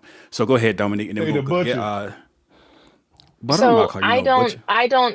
just want to be clear to everybody who's listening is that I don't believe that Bronny is going to actually commit suicide. Okay. Yes, I'm using a little bit of hyperbole for dramatic effect, but I do think that he's going to suffer from some sort of depression. I don't hate this young man, but I also don't believe he's a kid. Okay. And I also don't care at all about LeBron being a great husband and father. In fact, I don't think that great husbands and fathers put their kid out there who just had a heart attack to continue playing basketball when he can do anything. He can do anything that he wants to in the world. This is not a flex. He already made $7 million in NIL. He didn't need to be in the NBA. He's a billionaire. They're a billionaire family. They don't actually need to continue to be paycheck slaves. Now, LeBron's going to go own a team. Pass that down to Bronny. I don't care. But he shouldn't be out there on the floor after having, suffered a damn near fatal heart attack. That's not good parenting in my eyes. But I'm not even going to get into that because I don't care how LeBron is as a father or a husband. That has nothing to do with being the GOAT. Okay? He has 4 rings in 22 years. It's just not good enough. It doesn't add up to multiple superstars in the league who have played out of the 75 years of history in this game. He's definitely not top 2. So let me say that. And I've got about 10 people ranked ahead of him at least. He's not in my top 10 if I'm forced to have the GOAT debate, which we constantly are. Because why? Because LeBron has made that a thing. No other player in the history of the sport is that insecure that needs to actually call themselves the GOAT. They let their peers do that and they let the fans do that because it's a team sport. You need all 5 positions on the floor, and LeBron swallows literally every single position. Why do you think multiple point guards have just like gone out of the league and disappeared? Whatever happened to Isaiah Thomas? Couldn't play with LeBron. Kyrie couldn't play with LeBron. D'Angelo Russell can't play with LeBron. Rajon Rondo can't play with LeBron. He's on record literally telling people that he damn near had to shake LeBron because he refused to take the last shot because he's scared of these moments. That's not a GOAT. That's not a top 10 player. He's got no signature move. He's got no influence. He did not change the game in any way, shape, or form other than manufacturing and orchestrating rings. He manufactured these rings. He did not earn them. You stack the deck. You can't. That's not a GOAT. This is a great soliloquy. This is a great soliloquy. And I would love to have you and Abaya get together and make something happen where we can go back and we can get your top 10 list so we could kind of go point for point and really get down to the task bracks of your argument, because right now I think that you're making some valid points, but I don't think under the eyeball test and under the poke test, some of those statements just don't hold up. A lot of it don't hold up, but again, great soliloquy nonetheless. All right, let's do this. Let's let David get in here, and then we're gonna go to Gary. Go ahead, David. Hey, all right. Listen, man, I listened to it, man. She got her own opinion. Everybody got their own opinion. You know what I mean? If you just don't, I think a guy said it earlier. If you just don't like LeBron's style, that's cool. But you cannot say it's 10 people in the NBA that was better than LeBron. That is crazy. Like in football, Emmitt Smith is my favorite player. He's the GOAT of running backs to me. But I know Barry Sanders was better, more skilled. I ain't crazy in the head. You can't tell me you know the game and look at LeBron play and say Michael Jordan is a better player than LeBron James. He's way better. Can't do it. You can't do it. Way better. Listen. Hold on, listen. Check this out. Okay, skill, you can have skill, right? But that God-given talent, that size, that strength, that speed, man, Michael Jordan can do half of what LeBron can do. On that what can't Michael Jordan do that LeBron can do? What can he do? Oh man, LeBron better rebounder, better defender, better passer. No, he's not. Yes, he is. Wow. He's not dude, he's just as good of a scorer. If LeBron had the mindset to score every time, he would average way more points than Michael Jordan. If he wanted to. LeBron James is just, dude, I don't understand what's wrong with just giving that man his props. I don't understand. No one's not diminishing him. Y'all take us putting it in proper perspective, saying he is not Jordan as a diminish. Y'all take number 2 as an insult. This is the first time in human history where being number 2 out of thousands is considered an insult. It's crazy. You say number 2. She said 10. She got 10 and 15. I'm saying number 2 based too, David. I'm saying I can name like 8 people better than LeBron. Like I'm saying number 2 based off what y'all think. We know Jo is delusional. Exactly. Listen, exactly. At least DA put together a really tightly packed soliloquy. I loved it, but I think that is some holes in it that I would love to just go point for point and get at. But Jo, you saying you just making this up. I'm making it up. You and you mad. How can I make it up? up? That work. You're mad because they fired you. Get out of here, man. Come on, make it up. Jo, if every man, all right, let's go back to the Bronny thing. If every man sitting here would have did the same thing, what's the big issue? But I wouldn't do that. I would not put my son in a position, especially when you're dealing with competitors. If my son, no, I'm not doing that. I'm not. This is competition. I'm not doing that. If he's not good enough, he's not good enough. This is competition, man. I ain't got no problem with it. The 55th pick, he ain't no 55th pick ever made a difference on any squad. If you could pull it up and show me. But what if there is a 55th pick out there that could have? Okay, what but if there's somebody out there that could have? Where is it?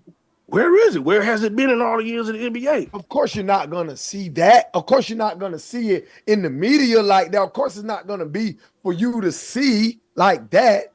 But we're watching Bronny play in the summer league. He looks like he doesn't even belong in the summer league. And this is low-level talent people, really low-level talent in the summer league. Low-level talent. To me, my opinion, bro, if it wasn't hate, you know what the storyline should be? That LeBron has had a prime longer than any player ever.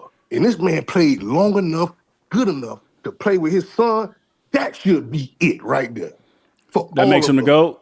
That makes him the GOAT? No. I ain't said that making him the GOAT. No. Do you believe that LeBron is still in his prime? Because that's got to be the funniest thing I've heard all night. He's a little out of his prime right now, but he's been way past his prime. Did you know that when Michael Jordan was playing, there was about a shelf life on players anywhere from like 12 to 15 seasons, and that's because they were two-way players. They played both sides of the floor. LeBron is only a better rebounder because he's a lazy defender. Okay, he guards the worst player on the floor and hangs out on the perimeter and then gets long rebounds from threes that bounce off. That's how all the guards who are lazy defenders. That's how Caitlin Clark rebounds the ball, and that's why we get triple doubles because you get to hang out on the perimeter. It's definitely how Caitlin Clark gets her rebounds. That's definitely the way. He must have bullied her. Real quick. Hold on. Let me get Gary in here. Gary, because I know you've been waiting for a little minute. Let me get you on here. He's going to introduce himself as the Butcher, but I can guarantee all of y'all, we got about 100 plus watching. Make sure I hit the like button. I can guarantee all of y'all, no one except him calls himself the Butcher. He is the only one who says I call him the Butcher. I call him the Butcher too, brother. His teammate. Him and his teammate. Two people. Family. We have 100 people watching, and the Butcher is now. Gary, before you start talking, Gary, I need to know if this screen, this what you have on the screen, Bronny building houses, he helping the community with all them bricks. I want to know if that's called hating. Because you are the primary one who calls us hater. Can I do my introduction? The hell with your introduction. Answer the question. Is this hating? The Butcher is in the house and the knives are about to start. All right, so I guess I got to mute you. You want to be silly. All right, listen. I'm going to give you one more option. Then I want to answer to the question, man. You're not coming in here with that same crap you came with last time. I'm going to answer your question. Is this hating? It is not hating. Because I am a jokester. I joke. That's what I do. People that know me, I joke if I like you. I joke if I don't like you. Everybody knows that. I'm going to say a joke on you if you my goat. If you not my goat, I will laugh at you. I will say a joke just to have fun. That's what David, I do. You don't even believe that one. And you know this man lying. Well, look, you gotta ask my homies, you gotta ask my friends, you gotta ask my kids. They would. It's all good. It's all good. It's all good.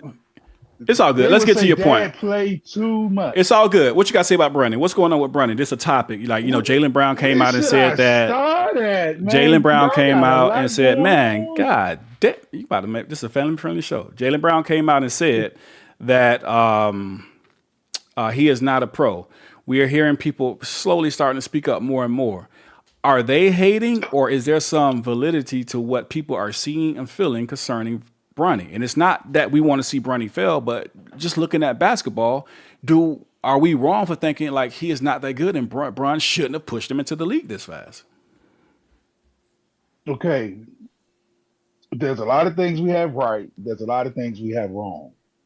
Number one is that we have no proof that Bron said, son, you going to the NBA this year.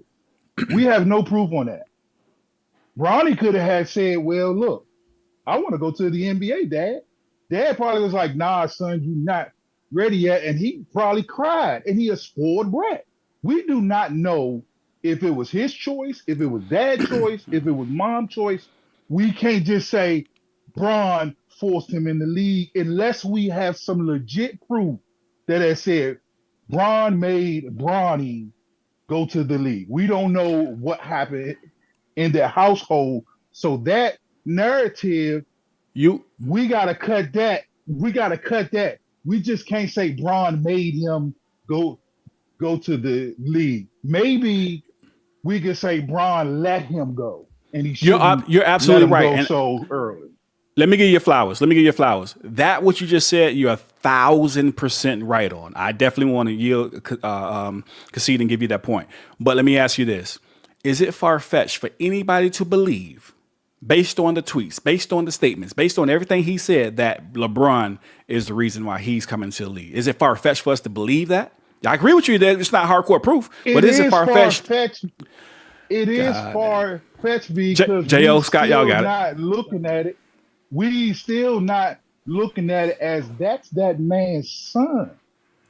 So if he go in there and we make a family decision, okay, son, I can't fight you on not saying that I'm not going to college. I can't fight you on that, but I'm going to support you.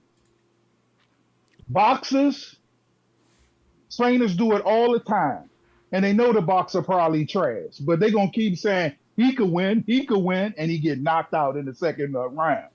He have to support his son, or that makes him look like a bad dad. All of the criticism is gonna come behind closed doors. We ain't gonna know.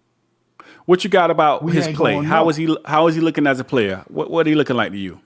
Is everybody wrong for saying that he could have or should have? Is everybody wrong for saying he is not a good NBA player or he's not ready for the NBA? Like, what's your thought on his play? That's the truth, though. You got to be honest. He's not ready for the NBA. Almost probably like 90% of the college players drafted, it's not ready. They 18, 19 years old.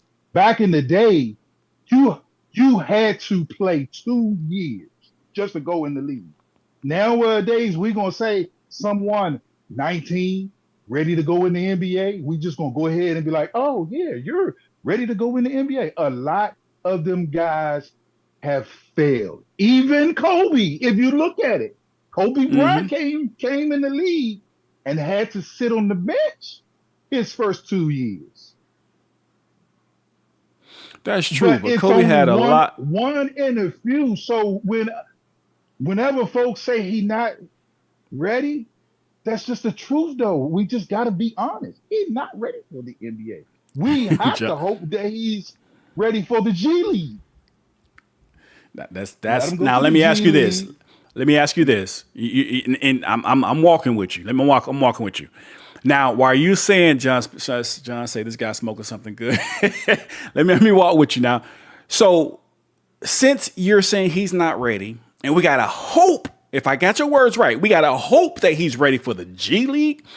If that's the case, and his father, and plus all of, the Phantomaniacs have put this high expectation out there, why is it that everybody's a hater now that we're looking at this guy not performing up to everything that y'all said? And I'm saying y'all, I'm talking generally, his father and all his fans, they put this expectation there. And now we see this. Why we can't be like, all right, listen, Coach J, you follow where I'm coming from? Why can't we say, he's not playing well. He ain't good enough. What's wrong with that? Because again, what did you open up with the show about the fanatics, right? If you don't say LeBron James can walk on water, if you don't say LeBron James created heaven and earth in 6 days and rested on the Sabbath, if you don't say LeBron James can raise the dead, open blind eyes, heal the sick, cleanse the leper, if you don't say that, right, then you're hating. If you don't say these things, again, just like Dominique stated, LeBron James isn't a top 10 player. That's her opinion, and I'm pretty sure she has some facts and validity to stand by what she said. So do I. Why do we have to believe LeBron James is the greatest player ever? Why do we have to believe LeBron James is the second greatest player ever? Why do we have to believe that if we don't believe it? Why do we have to believe it? Can I answer the question? No, hold on. Me. I thought it was for me. I thought he asked me the question. No, he was talking to me. He was talking to me. You was already on here for about an hour and a half. I just want to talk a little bit. I just got here. Hold on. He asked me the question. Okay, and I'm answering the question. Y'all did you ask me the question? Let J.O. finish it, and I'm coming right back to you. Okay. What I'm saying is, if you don't say any of those things, you're considered a hater. If you just say LeBron James is a good player, no, he isn't. He's the best thing since sliced bread. That's what you have to say in order to not be a hater. LeBron James is a very good player. He's one of the greatest players. No, you're a hater. Wow. Get out the juice, brother. Get out the juice. All right, Gary, what's your response? This is the reason why most folks are called haters. We can smell hate from a miles away. That ain't hate you smelling. We could smell truthfulness if you telling the truth. We know a hater because a hater is going to be negative about everything you say about the person. Just to be fair, it's a lot of people out there that's MJ haters. It's a lot of people that's MJ haters. I was one of them in the past.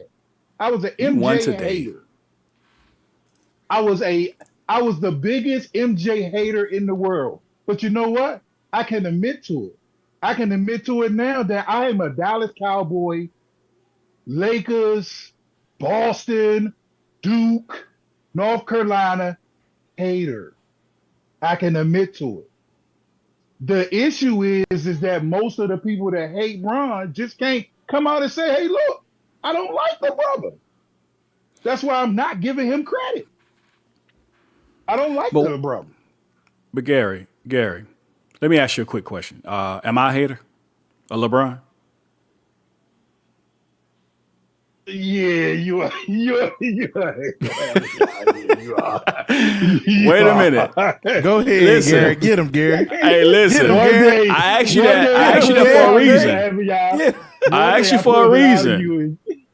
You ain't never put it on me. I asked you for a reason. Hey, listen. The reason I came with proof, I ain't gonna lie, well, funny. The reason I came with proof and all these screenshots that date way back to 2016. We're in 2024, right? Showing you, I've been showing LeBron support over Jordan for many years. But now when I'm saying, hey, I don't approve of this, or I don't like this, or I think this is not good for the team, and I think he's making it a spectacle, now that has turned into me hating him. Never mind everything I've always pushed as far as support of LeBron. You see me saying LeBron's making a spectacle out of this team, or whatever the case may be. Now I'm a hater based off that. Why can't I just be being honest? I got the receipts to prove it. I got the receipts to prove it. Though. People change. It's almost like, okay, pretend like me and you, we are besties. And then all of a sudden, I get a lot of money. But behind my back, you're going to tell people, now he think he all that. Now he think he's the best in the world. See, so when Bron was fresh and young and he wasn't up there with the GOAT title, you probably was liking him. But as soon as he started challenging Michael Jordan, and then all of the folks start coming out saying Bron, then a lot of people start saying, I don't like him. But wait, Gary, I don't like him. You know the difference between what I said and then what you just presented as an example? The difference is you gave an example of somebody knowing somebody personally. Not one of us know this man personally. Like, how y'all go so crazy over this, I don't know. Nobody knows him personally. And when LeBron came out, I literally said, I'm on record saying, I should have grabbed that receipt too. I literally believed, because I looked at the man, physical specimen, I thought he was on his way to being the GOAT. I thought LeBron James would, but time and time again throughout his career, I'm looking at like there was too many holes in his career for me to give that to him. So I didn't stop liking him because he got compared to Jordan. No, I thought he was coming out, especially after he went to the finals with the Cavs. I was like, you know what? He'll be back. He finna do some big things. I was waiting for it. But I'm just being honest, brother. Like, it's not a hater to tell the truth. I know we live in 2024 and the world's allergic to truth now. I get it. The world is allergic to truth in 2024. If you tell the truth, that's like, speaking hate. It's not hate, brother. It's me just telling the truth. I have nothing. I don't know this man. This man don't even know I'm alive right now. He wouldn't care if I start breathing right now. Right? I don't know this man. What actions? How about your actions, though? And it's How about your actions? It's your How about your actions? You haven't had not one show even congratulating the man, even saying, hey, look, congratulations, Bron. You made it to your 22nd year. But everything you post in your show is negative. If you just came and just said one thing positive, just one or even just a half thing positive for your show, for LeBron, or let's just go ahead and be like, okay, we'll just say one thing negative about Michael Jordan. You can't get J.O. because he glazed Michael Jordan all the time to say not one thing that Michael Jordan had as a flaw. You so can't listen, get him to say that one thing. Let me respond to that. You said because all of my shows are negative or what the case may be. Now, for those of you, actions. Oh, my actions. Okay. So for those of you who don't know, who are, just new to the GOAT debate media, this is another platform. I have another platform called We the People University, right? And if y'all ain't subscribed, go subscribe. We at what? We big a lot of subscribers. I think we are at 620,000 subscribers over there. We over 230 million views. We drop a video, it's going over 100,000 in the first day. It's a lot of views on that, and I'm a former law enforcement officer. So what I teach people is how to deal with the police and not get screwed over. Know your rights. Don't let the police get over on you. Now, any police officer who will watch my videos, they're going to say, well, these are all negative. Because I'm being honest about how to deal with the police, but I'm a law enforcement officer. I'm just being honest about the situation.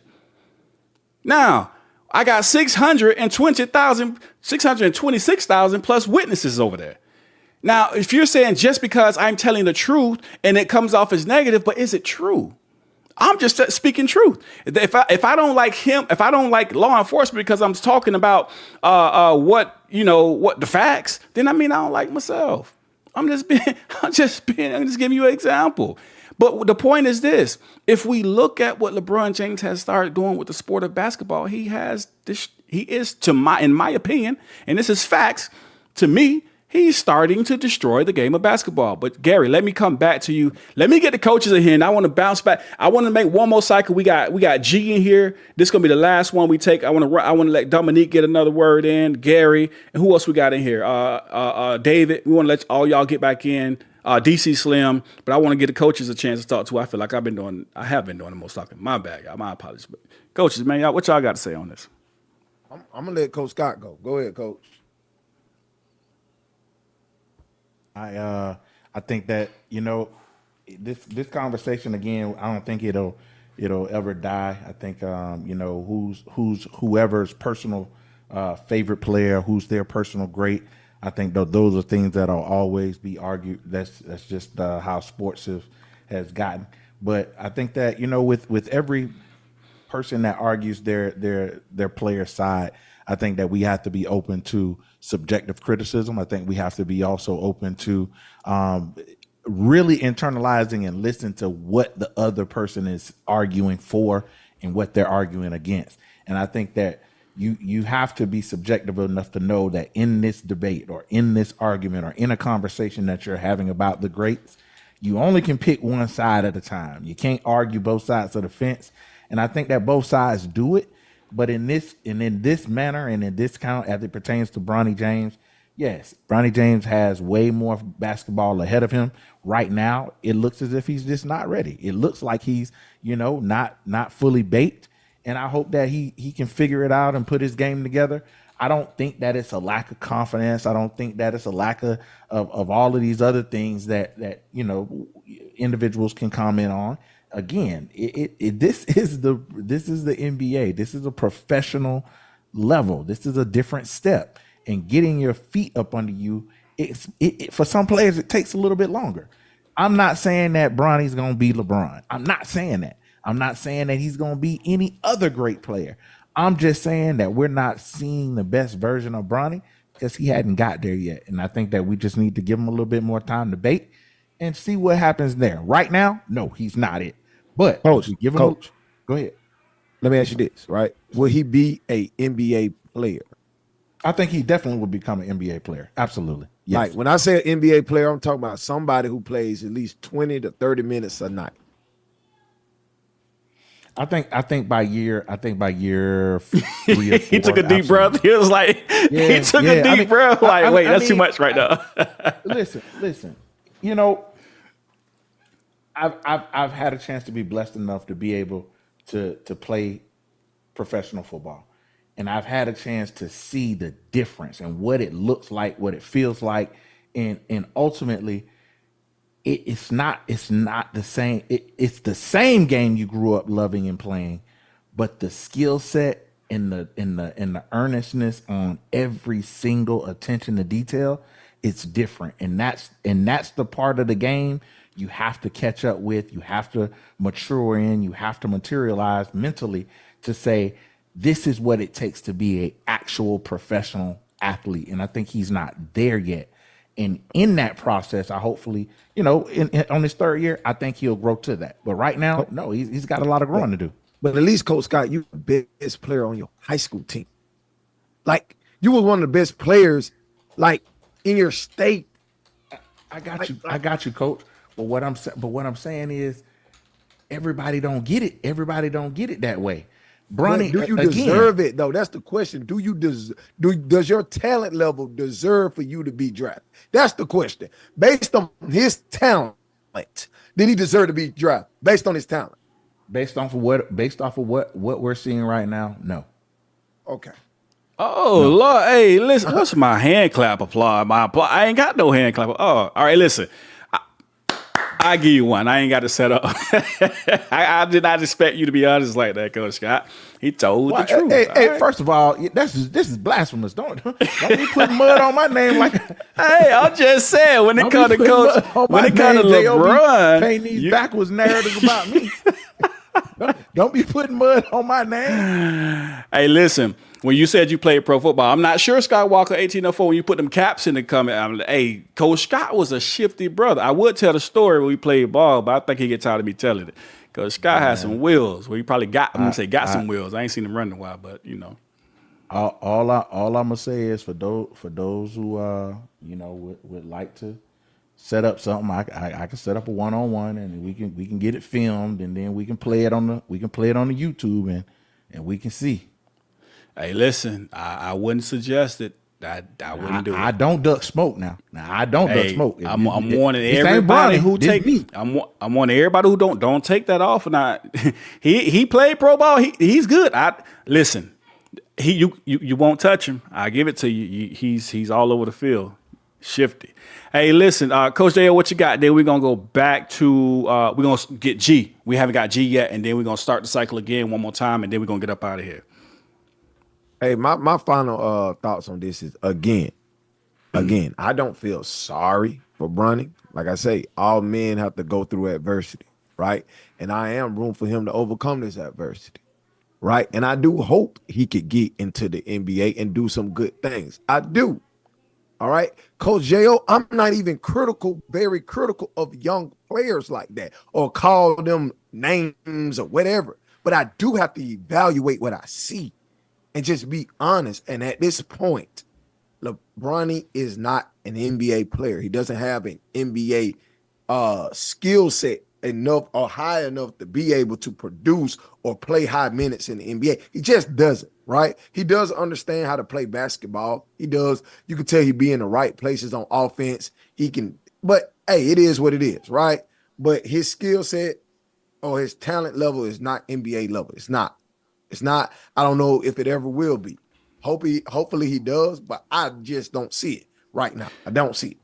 Right. And I'm with Coach J.O. on that, man. I don't think it is. Hopefully it does. I would actually like to see Bronny play. I would like to see him play and not be in his father's shadow, but we all know that's going to be impossible. So if he do become great, all he's going to be compared to is his dad and everything else. So, but hopefully, because I don't think it's a young man's fault. I feel like, as Gary said, though, I got to agree with him. I feel like, he was thrust here, but I don't have proof of that. That's just my thoughts. But listen, G, man, I know you've been waiting for a minute, man. We got quite a few people up here. What's your thoughts, man? Appreciate you for joining us. What's your thoughts on Bronny? You think he deserved to be drafted in the pros? You think he's going to get better? How you feel about it? You still on mute. Don't worry, that mute button will beat everybody tonight. You ain't the first. It get everybody. That mute button, powerful, boy. Powerful, bro. You still on mute. And you notice it was only LeBron. Got a lot of hate with her. Dominique got a lot of hate with her on Bron. No, Dominique speaking that fire. Y'all just can't handle it. Man. Gary, listen. I guarantee you, G, a LeBron fan. Cause all LeBron fans could not come off mute. You gotta be LeBron. Hey, tap your phone. If you're on the phone, tap it, and at the bottom you're gonna see the microphone come up, and hit that microphone. It's gonna take that red line off, and then you're gonna be off mute. Just tap your phone.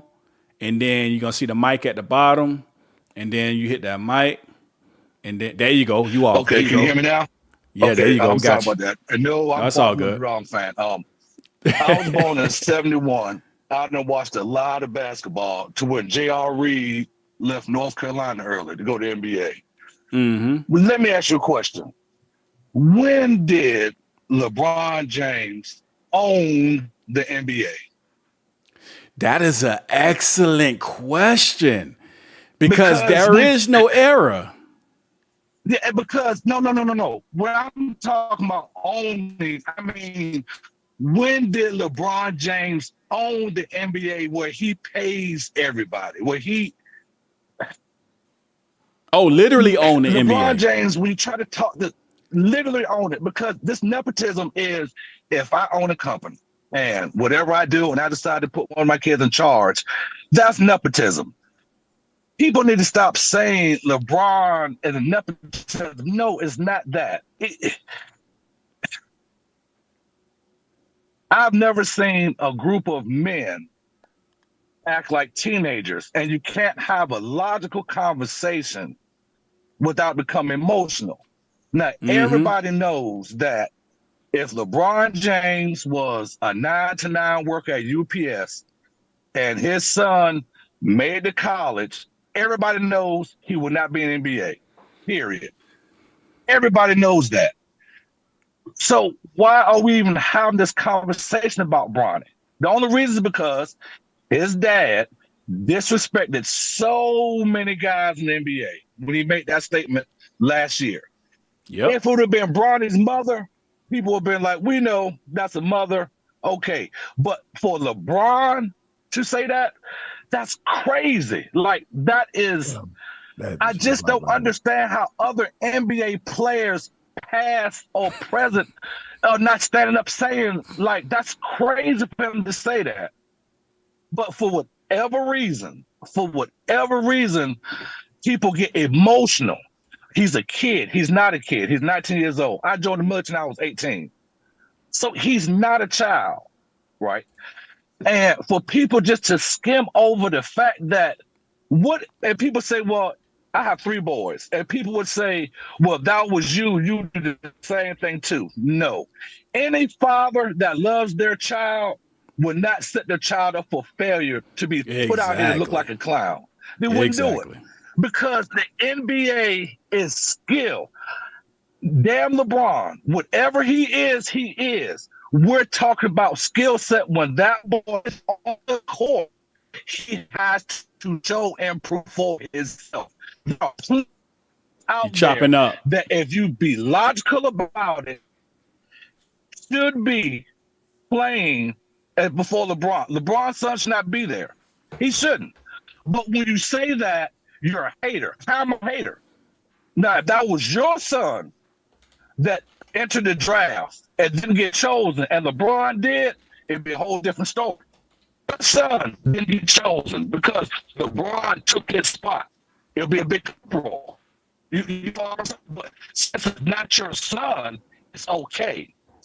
Like, I don't understand. Like, some G, you going out a little bit. Okay, you're going in and out a little bit. How about now? We can make it out. Okay, you know, that's what I'm saying. Like, it's just LeBron's fans are just so emotional. Like, when you try to have a logical conversation with them, you're a hater. Yep. When you say logical things, you're hating, right? Yep. Nobody said Jordan was perfect, right? But whatever flaws that he had, he worked on them. He didn't make excuses, right? People, and like I said, I'm not a Lakers fan, but I feel sorry for the Lakers franchise and the fans of the Lakers, because this is nothing but a clown show. LeBron wanted to play with his son. He's been saying it for years, and it looks like it's going to happen. And it's unfair. And for people to logically look at the situation and don't see a problem with it, it's crazy. Like, you take emotions out of it. Just logically look at it. Look at the facts. The man had a heart attack or something's wrong with his heart, right? What other prospect with his numbers in high school, AAU, and college would have got drafted? G, I was saying earlier, I don't know if you was on the show or not, but I was saying, like, I've never seen this in long as I've been. I'll be 44 this year. I've never seen this in all my years of watching basketball, where and you're not going to see it. Yeah, it's something crazy. Big difference. And people will say, well, Jordan did the same. Jordan owned a team. He could have put his son on the team. But why? Because his kids wasn't good enough to play. Period. Right. That's it, period. G, can I ask you a question? I think you're breaking up. Yeah, I think you're back. You went out, G. Okay, Coach Scott trying to ask you a question. Okay, yes, sir. Thank you for supporting the show. Thank you for coming on. First and foremost, has any pick, and I'm gonna say any with a capital any, is any pick Michael Jordan has ever selected been any damn good at basketball as it pertains to Michael Jordan making a pick or putting somebody on a basketball team? Has any of his picks been any good? No. Thank you. Michael Jordan is not the best evaluator of talent any damn way. So we should be looking at that. Okay, let me ask you a question and be honest with you. Would you agree or disagree? No, he was a horrible owner. I agree with you. I thank you. Okay. What about Giannis' brother? Okay, but let me ask you a question. Yes, sir. Take away LeBron James. He's a UPS worker 9 to 9. Yep. Would you owning the team have drafted Bronny James? Yes or no? No, sir. Okay, that's what I'm saying. Now that's all I'm saying. Let's take away the names. Let's just look at the facts. Let's do that. Let's take away the names and let's look at the facts and let's look at the numbers and the statistics without names. Is Giannis' brother on a basketball team right now? Is Giannis on is his brother on the same team he plays for right now? If we take all of the names off the back of the jerseys? Correct. But no. But you said correct, but you didn't give me an answer. Yes or no? Yes. He's still in the NBA? Yeah, okay.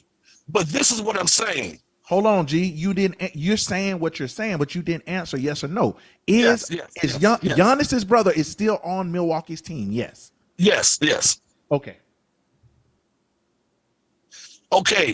But again, was his brother built up to be before his brother? That wasn't the question. That's what we call a false equivalence. You adding something in there to make it be another question. I didn't ask that question. Now, if I asked that question, I could definitely say, yeah, you're right. But that wasn't the question I asked you. What I specifically asked you was, if Giannis's brother, if it wasn't Giannis's brother, would he still be playing for the Bucks? And you said yes.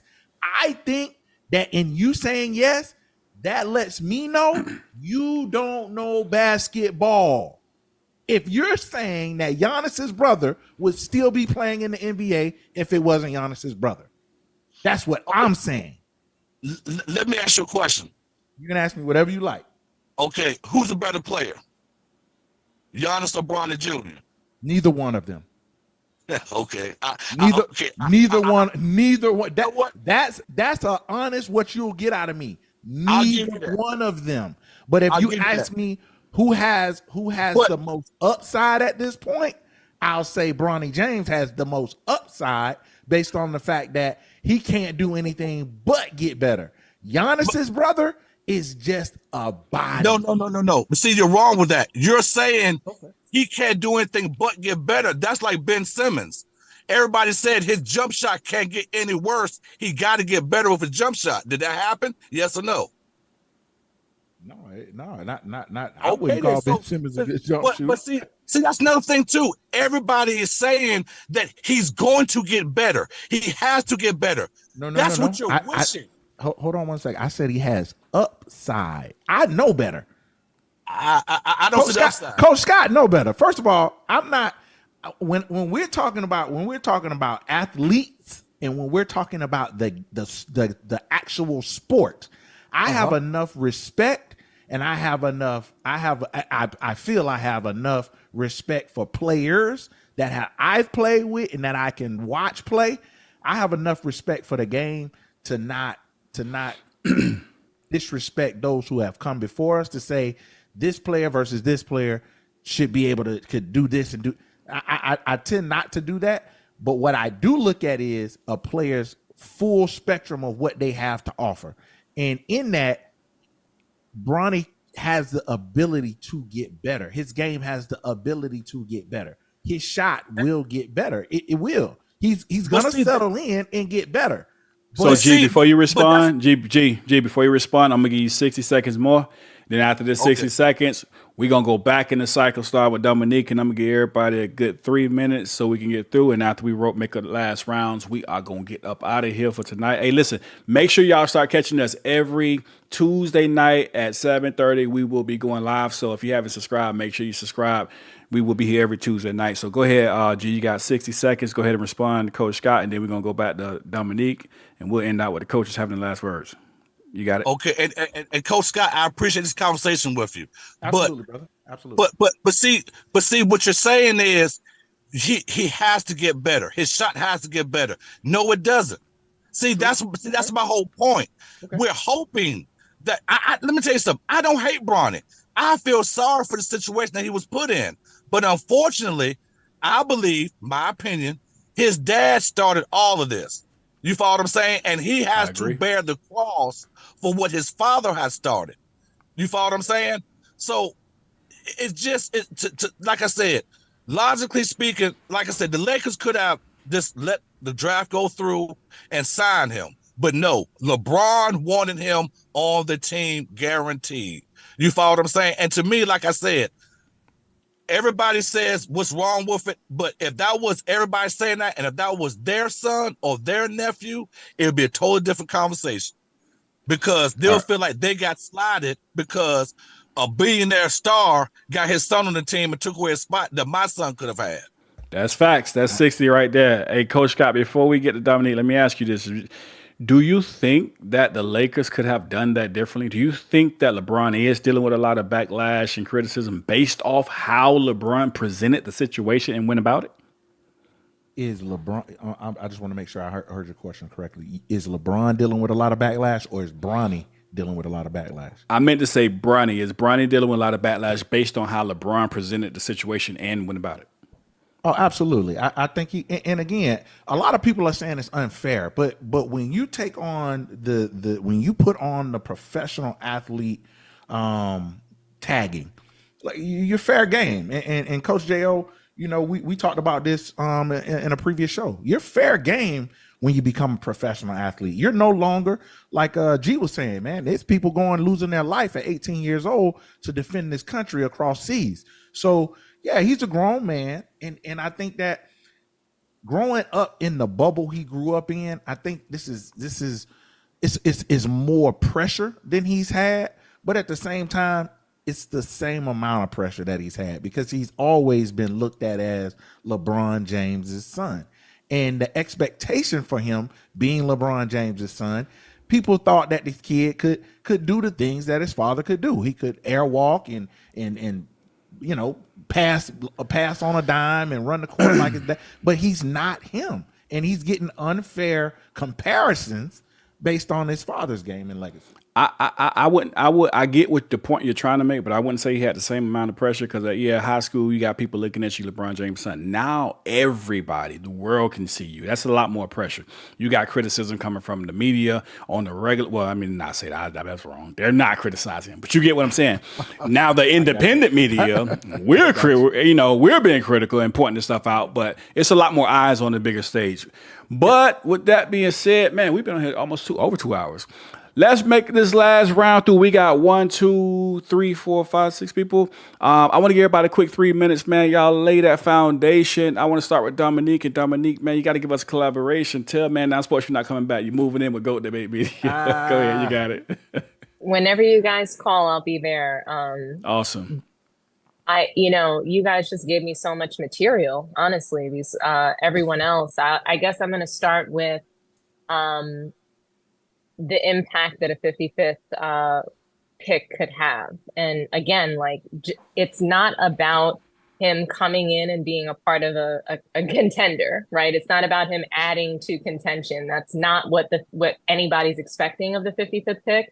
I think it's really important to understand that every single player in the NBA, all those spots, 400 spots, that used to be a thing that people, needed to work hard for. Sports is the only place where it's earned. You don't just get to show up and get a participation trophy. And I think that, going back to when LeBron first entered the league, that's always been the narrative, that we're hating. That's something that came directly out of LeBron's mouth. So it's no coincidence that his fans are going to repeat these excuses. And the fact, Abaya, that you had to even defend yourself. You had to put up screenshots to prove that you're not a LeBron hater when you're just talking about him as a player.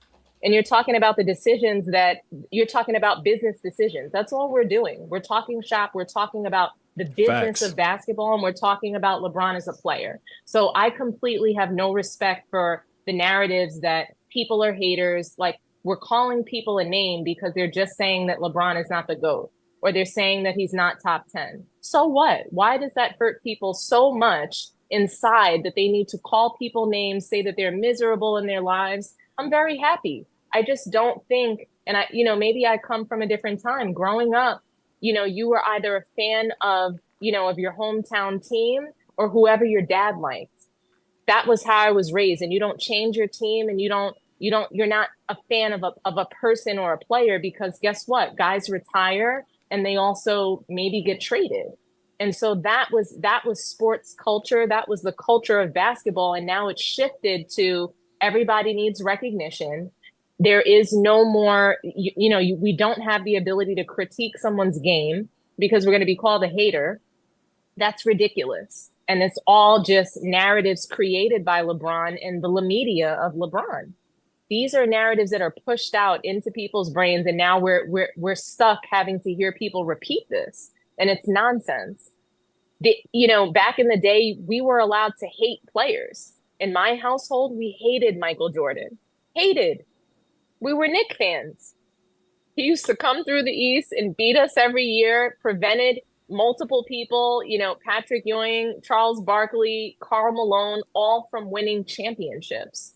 That's somebody who would be placed in some sort of a GOAT conversation. So it's not hate. This is just criticism of LeBron's game. This is just an opinion. And the opinion that I have is that he's nowhere near close to being the GOAT. These are narratives that are pushed out that we have to, that's why we're talking about this. We're not just talking about it for our health. Nobody cares about Bronny. I know I don't. He doesn't even, literally he shot 0 for 15 and we've been going on and on and on about him. It's not about being a black dad. It's not about nepotism. It's not about passing down a business. LeBron does not own the NBA. We cannot conflate, providing your son with a job. Mind you, LeBron owns multiple companies, a production company. Let Bronny go and, be in charge of the production company, push out Black shows, TV shows, and movies. That's a flex, but not taking a job away from, another potential generational athlete that needs this opportunity to create generational wealth for their family. Because it's been decades long that Black people go to the NFL, they go to the NBA to create generational wealth for their families. And LeBron stole that opportunity from somebody else, forcing his son into the league where he doesn't belong when he could have done anything. So this is not about giving his son a job. It's not about creating generational wealth, because LeBron has created generational wealth for himself and his entire family within his first contract in the league, with his first Nike contract, before he even got to the NBA. So we need to stop these ridiculous narratives. We took a job away from our own. Not only did LeBron take a qualified NBA position from someone else, he also took a coaching position from another one of our people, because all of the other prospects for coaching besides Dan Hurley were Black, and they were qualified. They were title winners. These were people who won titles as a player and won titles as coaches, as assistant coaches that had to work their way up. And JJ Redick has won nothing. Going back to college, he won nothing. He won nothing in college. He won nothing in the NBA. He was a role player, a bad one. And now we have to sit there and listen to people saying that all of these folks earned it. They didn't earn it, guys. And, thank you for having me on. I really appreciate it. Have a good night. Dominique, I will reach out. Thank you, Dominique. Thank you. Listen, I literally have more coaching experience than a Los Angeles Lakers head coach. And that's a fact. I have more coaching experience than JJ Redick. Hey, Dominique, awesome take. I'll be reaching out. I'll get with Mel to get with you, and hopefully we can link up and make it happen. Thank you. Thank you, guys. Have a good night. All right, good night. Good night. You just saved J.O. I want to let you know that. J.O. should sing you some flowers. Make him sing some flowers. Stop it. All right, David, we on you. And then we going to Gary next. Give us some thoughts. What's going on, y'all? Hey, all I got to say is, man, wow. I mean, it's to me, this is just my opinion. I just think it's sad. And what me and Gary and a lot of people say, while we say the word hater, it's because that's all y'all do is negative on them. And y'all, I don't know why y'all can't get that through your head. Like, you could be a good person. You could just be hating on LeBron. You could not hate on because everything is negative. That's all I'm saying. Dude, this man couldn't have made it that big. One of the most powerful NBA players ever. And you can't find nothing positive to say about him, dog. That is hate. And that's all we saying. Every day is some negative stuff coming out about LeBron. Every day. Every day. That's hate, bro. That's all we saying. I love Michael Jordan. Do I got 30 pairs of Jordans?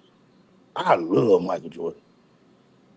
I cannot hate on greatness, dog. That's just not me. I'm a sports fan. I love the game. Ain't no way you gonna sit here and tell me because LeBron James got all the rebounds, they was weak rebounds. They was these kind of rebounds. Get out of here. That's hate. Come on, dog. This man has made it to his platform. If you was ever the most powerful player in the NBA, and your son on the cusp of getting to the NBA, let the man do what he do. Let the man do what he do. He ain't interrupting nobody else. LeBron is the NBA cash cow, dog. He's the World Wide Web cash cow right now when it comes to sports. That man is, dude, if you got that much power, ain't nothing wrong with that man doing that for his son. There ain't no man in this world gonna tell me if they had that much power, they wouldn't have did the same thing. I hate on him, man. No way, bro. You don't know. You don't know. You don't know. You that's power. This man has power, dude. Hey, brother. I understand y'all. I understand. Dude, I could respect all y'all views, bro. I can, bro. I can respect it. It's your opinion, whatever. But man, it can't just be all hate all the time. And that's when we come in and say, oh, you hater. Like, if you, okay, you know who I don't think a hater, but don't like LeBron? Stephen A. Smith. Because he gonna come out and tell the truth. He gonna come out and say, you know what, I'm gonna give LeBron his props. He give him his props, but he still say stuff from the bottom, but he give him his props because he's too great to hate on him all the time like that. Like that's just my opinion, bro. Let me chime in real quick. I want to ask Coach Scott a quick question. Coach Scott, do I ever give LeBron his props? You definitely give him his props. It's few and far between, but you give him his props for sure. I definitely, and these be the things that they don't hear, right? I definitely give LeBron his props. Now I want to ask you a quick question, and then I'm gonna give it to Jo. Then we're gonna go to the next in line. David, when that journal came out by Tom Harberstraw about Jordan's 1988 Defensive Player of the Year being inflated, right? We saw things like they gave him credit for 10 steals in the game, but he only had 6. Okay. All right. Okay. All right. They gave him 4 more steals. Man, do you know how crazy it is to say he only had 6? Who's getting 6 steals per game? Do we know how ridiculous that sounds? But yet, what that did, and Coach J pointed this out, it only started stirring people up to start, looking at everybody on a deeper level. And we started seeing a lot of assists because we had a show about LeBron getting assists that he really didn't earn.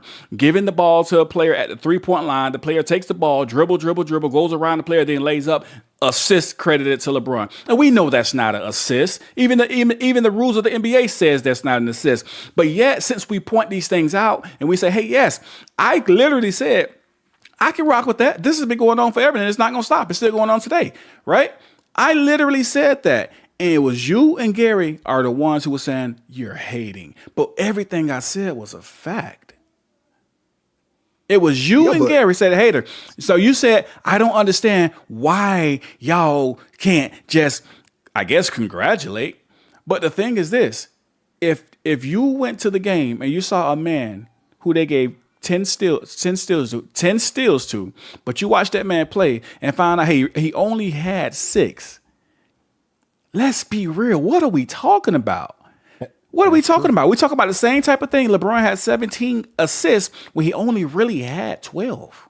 Right? So when we point these things out to you guys say, y'all haters. So you want us to respect your viewpoint, but you're not respecting the other viewpoint. And then when we tell you he do that, he mumbles behind the scenes. Oh, Lord, because these are facts. But with that being said, I'm going to give it to Coach J.O., and then we're going to go on to Gary, and I'm going to give Gary his 3 minutes, then to DC, and then to G. All right, David, you said that any of us would have done the same thing for their son. No, you have to stop saying that, brother. Say you would have done that. Okay? Facts. Now, I have a house full of boys right now, my nephews, right, who are like my sons. They live with me. Okay? My nephew tried out for my basketball team. Okay? He did not make the A squad. He's not good enough. All right? He was trash last year. He just was. He's gotten better now because he's been working. But he was trash. Yes, I'm using the word trash because that's my nephew and I can use it for him. He was trash. He didn't make it. He wasn't good enough. And I was not about to put my nephew in a situation to embarrass him.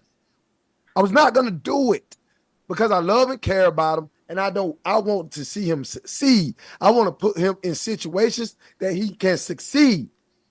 And giving him a position because he's my nephew, it doesn't help him. It hurts him. So I wouldn't do that to him, even if I want him to be the best. Yes, I might want him to be the best, but if he's not the best, he's not the best. If he's not better than the other kid that tried out for the team, he's just not better than them. That's just what it is, brother. Facts. I literally had that same talk with my son today when we was leaving the basketball court, literally telling him, you are not going to be on a team if you don't listen, if you don't work hard, if you don't improve. You are not going to be there. So I agree with Coach JL. Maybe you would, but that's not the thing I teach my kids, man. Like, you got to work for this thing. Listen, and that mentality comes from the grind, from the struggle. Me and my wife came from the ground. How apartment burnt down, everything we owned, lost a child, and we had to get it from the muscle and struggle hard and to climb. And thank God we was allowed to get up there and get it. So from that, we teach our children that lesson. You got to work. You got to work. Nothing's given to you for free. So when we're saying this, we ain't saying this because we hating. We saying this because it's what we really believe and really feel. But I'll give you a quick 30 seconds. I know you want to respond to Coach J.O., David, and then I got to get over here to Gary, then DC, then G. Hey man, listen, I understand what y'all saying about, if you don't feel your son is good enough, but you are not LeBron. Maybe he don't feel like his son good enough. What if he do, bro? You feel like it is are two different things, brother. No, okay, wait. What if you feel like it? You feel like it's 10 or 15 players better than LeBron James in history. You feel like that. I don't. So if LeBron feels like his son is on the cuff and could be a NBA player, and he gave him a shot, if he don't make it, he's 20, he still got his whole life to adjust and do something else. If he don't make it, David, what is the big deal of that? It's only a big deal, bro. And I'm gonna be real. This is the last thing I'm gonna say. It's only a big deal because it's LeBron James. It's not that, David.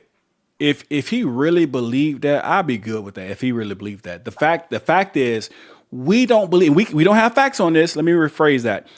We don't believe he believes that. We believe this was a LeBron tactic to get him in the spotlight, and it was selfish. Now, if we could be proven wrong, if that ain't the truth, then cool. But that's why we feel the way he feels. But if he really believed that Bronny was the player ready for the NBA, then by all means, I'm with you. I want to be fair. If he really believed that, I can get with it. But I don't believe he really believed that. I think he was just gonna get him signed regardless. But Gary, it's on you. Hey, one thing, I just want to say thank y'all, brother, man. I'm here. I'm locked in, man. Y'all doing a great job, man. Hey, we appreciate that. We definitely appreciate it. Brother. Appreciate all right. Love, boy. All right, y'all. The butcher is in the house, and I was nice today. But first, I want to say this is because we should know about kings. We should know about kingmanship. Bron is a king. If his son say that he want to hoop and be like, Dad, I want to go across seas and hoop, you as a king, would you send your son in today's world across seas where you can't monitor him and folks get their hands and they brainwash your son? The best thing we got to look at is that you got a dad who wants to protect his boy until his boy becomes a man in this wicked world. Now, if it was me and I could get him on the G League team, which Ron probably know he's going to play G League instead of play across seas where he could watch his son, then that's what you do. We looking at it like Bron is us. No, Bron is a king.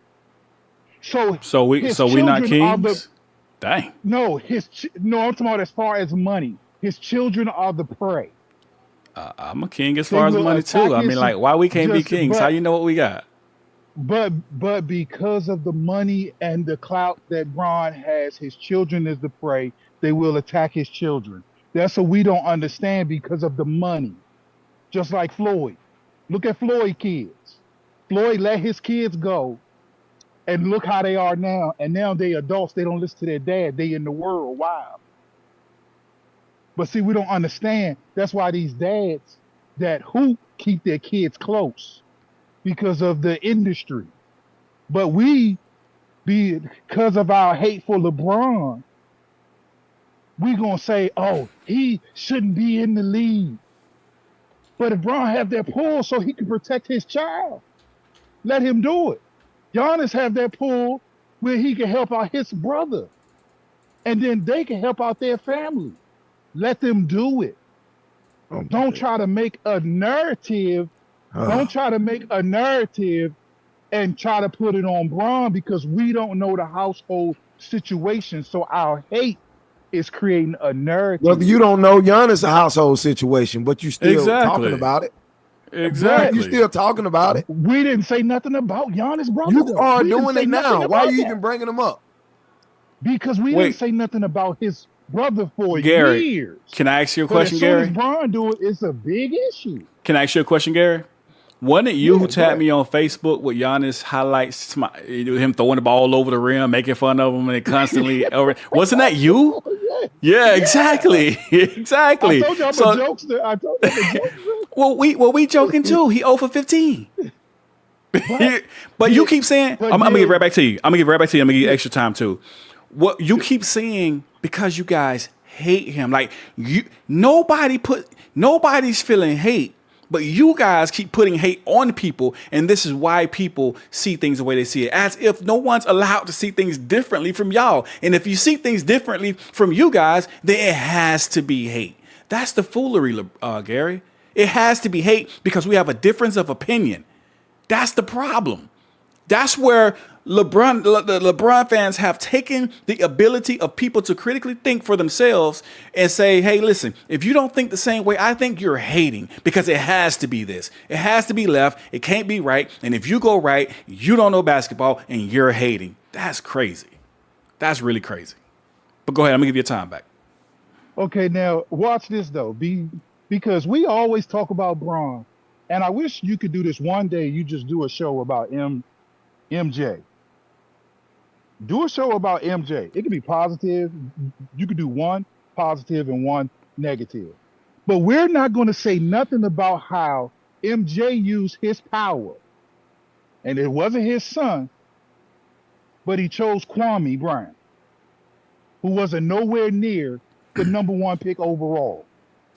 He used his power and chose what he thought was right, which he wasn't nowhere near in the top 20. But he chose him the #1 pick overall. We ain't gonna say nothing about MJ using his power and making a dumb pick.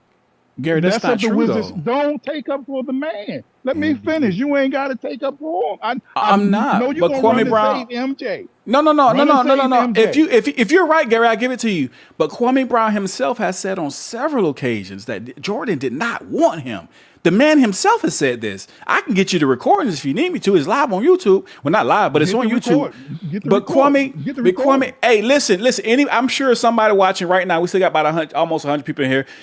Drop a 1 if y'all heard Kwame say this, because I'm sure some of y'all watch Kwame Brown's channel. Kwame has made this perfectly clear that MJ literally did not want him. He said that several times himself. Was this before he got drafted or after he got drafted? Because after he got drafted, nobody really was wanting him. But no, this was before the draft. Jordan wanted Jordan wanted I think it was Brand, not Kwame. He was trying to get a trade and everything else. He wasn't trying to get with Kwame. He did not want Kwame. And Kwame I sat there and listened because I didn't know this either until Kwame started bringing it out. I started listening and looking into it. Jordan, as Kwame just stated on his own channel several times, Michael Jordan did not want him. This is facts. I'm not making this up, and I'm not taking it for Jordan. I'm not trying to even debate you on this, but this is what the man said. I heard it with my own ears. And there's ones in the comment section of people, and they heard it. So my question with the individuals that have the ones and everything like that, this is a person who owned the team. He was a GM, partial owner of the team. And he didn't want him. This is Michael Jordan. And he didn't want a player. And the player still was selected number 1 overall. That don't sound right to me. That just don't sound right to me. It might sound one way to somebody else. But it just don't hold on, Gary. Hold on, Gary. Let me give that to you. Coach Scott, did that GM Michael Jordan, did he get fired? Did he get released? Did he get sent packing? We know what happened to him. No, I'm asking the question. Did he? Yes or no? Did he? Yes or no? What are you talking about? Michael Jordan? Did he? Yes, Michael Jordan with the Wizards. Did he get sent packing away? Yes or no? No, Michael Jordan didn't fire himself. No. Okay, then who fired him? What do you mean? Michael Jordan left the team.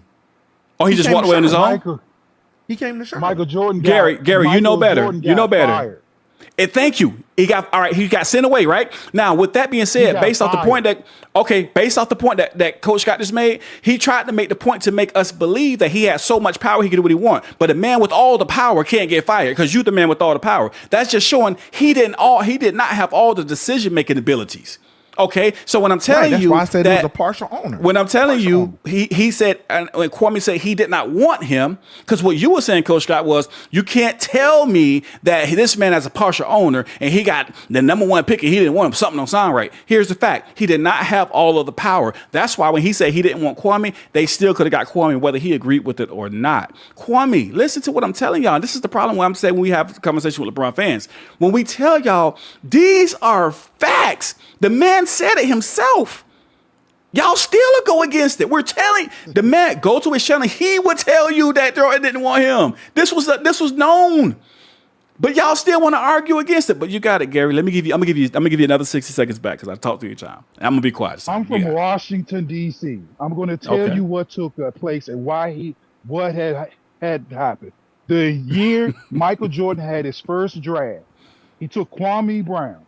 He passed up on Tyson Chandler and Paul Gasol and the other people that was ahead of Kwame Brown. And everybody blasted Michael Jordan on the NBA TV. He was blasted all around. His draft was horrible. Because of that, the next year, the owner made Michael Jordan suit up. Michael Jordan was not supposed to suit up. He was supposed to be an excellent vice president of the team, but he wasn't, so he made him suit up. And then when that failed, they fired him because he was a failure at drafting players. He was a failure at coming back, trying to lead a team, and they heard about his abuse. A lot of people don't know about that, though. We from Washington, D.C. We know what he did. Okay, so we know Gary, that's and he okay, failed. Awesome. But he used his power. And LeBron James used his power. Giannis used his power. So that's the 60. I gave you time back. Let me get in here. Now I'm finna read this. This is from the Bleacher Report. Oh, I told you I was going to give you 60. I did. I'll give you another 60, Gary, because I did chime in on your time. But let me read this and I'm going to give it right back to you again. David Falk, this is the Bleacher Report. David Falk went on to mention that Jordan wanted Elton Brand and that it was others in the Washington Wizards front office who wanted to draft Kwame Brown. This is even, you can look it up. Brother, this is facts. Kwame even talked about this. I'm telling y'all, this is facts.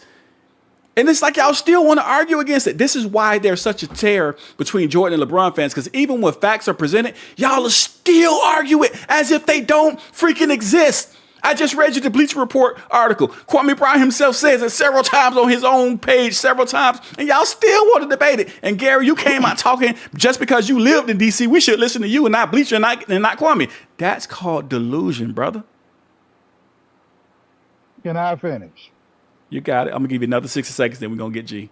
I don't DC like Slam, cutting you, Abiyah. I don't like cutting you in front of everybody. Elton Brand was drafted in 1990. Elton Brand was drafted in 1999. Kwame Brown was drafted in 2001. How many we understand that. Can I finish without you cutting me off because I'm cutting you? We understand that. Elton Brand was drafted in 1999. Kwame Brown was the number. How many people trade the number 1 pick in NBA overall when you know you got 3 top centers coming number 1 overall?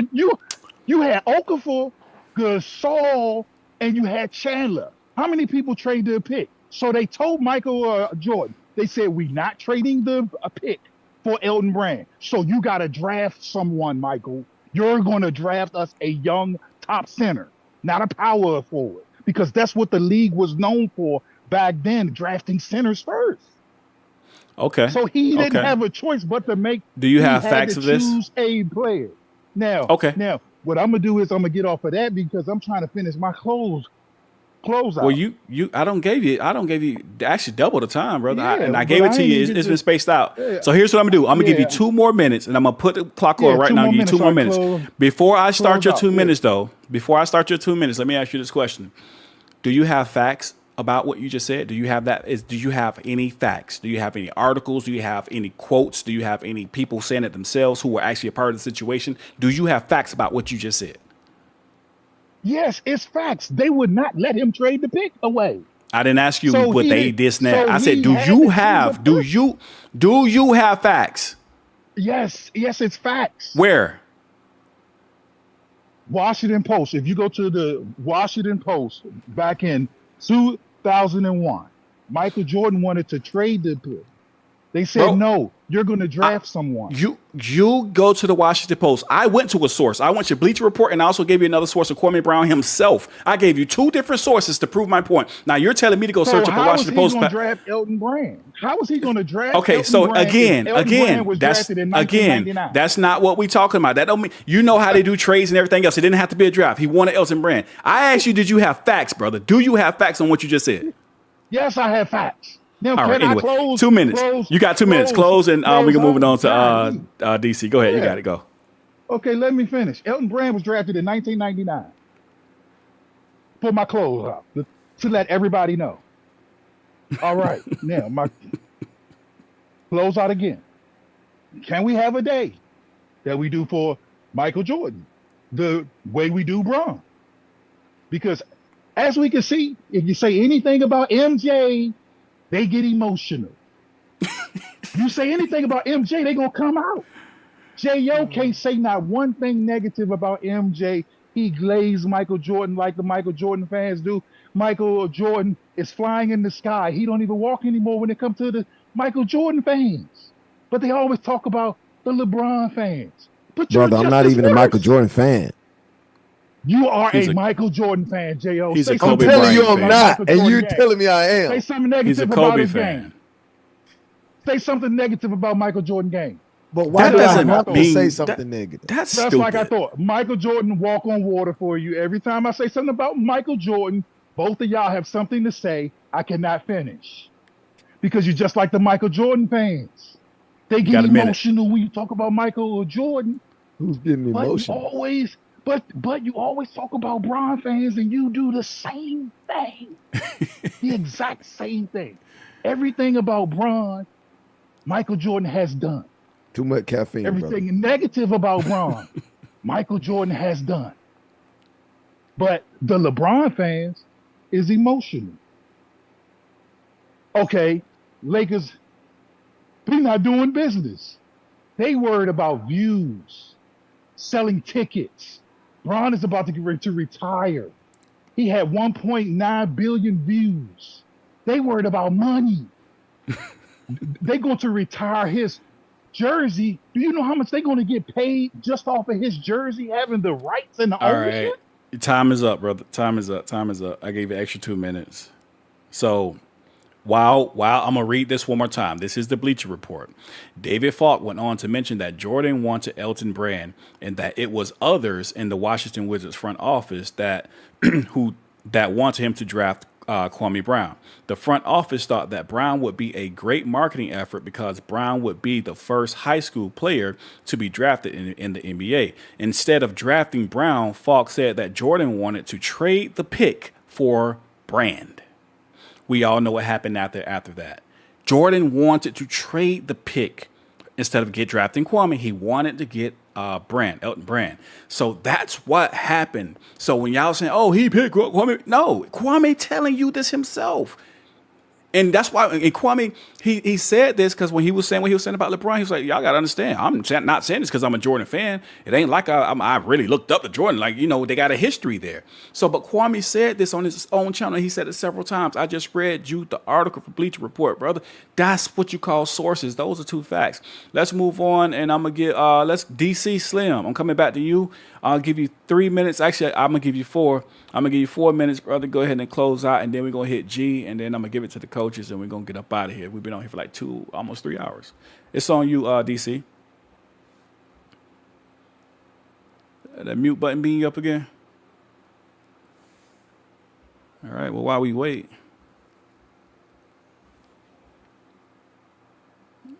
All right, DC, we're gonna come back to you. Let's go ahead, G. I got 4 minutes for you. Get your close out, and we're gonna go back to DC, try them again, and then we're gonna get up out of here. Okay, yes, sir. Let me start by saying, y'all three need to take off and put y'all up there, because y'all three, I love y'all show. Awesome. Been Appreciate a long time Appreciate listener. that, This is brother. my first time Appreciate calling it, in. But brother. y'all three, I'm dead serious. And that young lady Dominique, y'all need to have her on there too, in some capacity. Gary and the other caller just proved my point. Like, and correct me if I'm wrong, they was calling LeBron King James before he won a title or after? ESPN, when he got that title, King James. That's a good one. I can't remember. I can't remember. I'll be honest, I can't remember. But for him to say that everybody been hating on LeBron and whatever, I mean, all you heard about was LeBron. Hell, his high school games was on ESPN. So LeBron had the hype train behind him way before he got to the NBA. And the hype train continued behind him. That's the reason why that when you mention Michael Jordan, they get so sensitive. Like, just like you said, you just argue with that man with facts, not emotions, facts. And he still want to argue with you about how Michael Jordan is or whatever, and LeBron James. Like, it's crazy. Like, but it's because LeBron has came through his career at this point in time where if you tell somebody Merry Christmas, you're saying something wrong. A boy can't be a boy, a girl can't be a girl. And to LeBron's credit, he capitalized on that to where he is so sensitive, and he's made the media sensitive. But see, I'm a hater if I say LeBron is sensitive, but the media talks about KD all the time, how sensitive he is. But nobody in the media says how sensitive LeBron is. But they drug KD like he was a child when he had a burner Twitter account or some kind of, like, Wrong. You just can't say anything negative about LeBron. And that's scary. I ain't gonna lie. I think KD's a little more sensitive than LeBron, though. I ain't gonna lie. That brother is sensitive. I get that to you, but think about that. Think about how the media jumped on that and how they drug KD about that. You see what I'm saying? Like, every other time SportsCenter came on, KD got burned 20 card. KD said something to a 13-year-old child. Like, it's crazy, but the moment you say how LeBron is sensitive, it's just, oh, you can't say you're a hater. It's not hating. Just like nobody is hating about Bronny. Everybody just stating facts. Bronny shouldn't be in the league. The only reason in the league is because who his dad is. Period. That's it. People hope that he's going to become better. I don't see it because I don't see anything about him that's going to make him, quote unquote, he got to be on the NBA roster. I don't see it. And I'm pretty sure there are plenty G leaguers that would just, eat his lunch. Just like the other coach said, he didn't put his nephew on the team because he knew his nephew wasn't ready and he wasn't going to embarrass him. That's what LeBron is actually doing now. You're not going to tell me Bron is not the little bit at least embarrassed. You can't. And then I don't understand Yes, LeBron is a great player, but how in the world that there's no other NBA players like they just like what's that guy that they read his lips about the basketball game that he Jaylen said Brown. Bronny isn't good enough. Like, why is it so taboo to say he's not good enough? Sharif wasn't.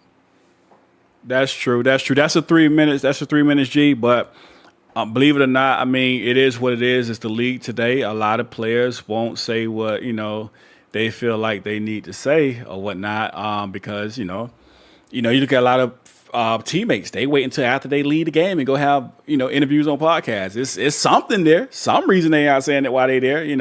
It just probably not looked at, or maybe fear of retaliation or getting cut, traded, not signed, or whatever. I don't know. But listen, let me get my two co-hosts, the two coaches. Y'all know how I like to say it, the best coaches online, Coach J.O. and Coach Scott, the last words before we get up out of here.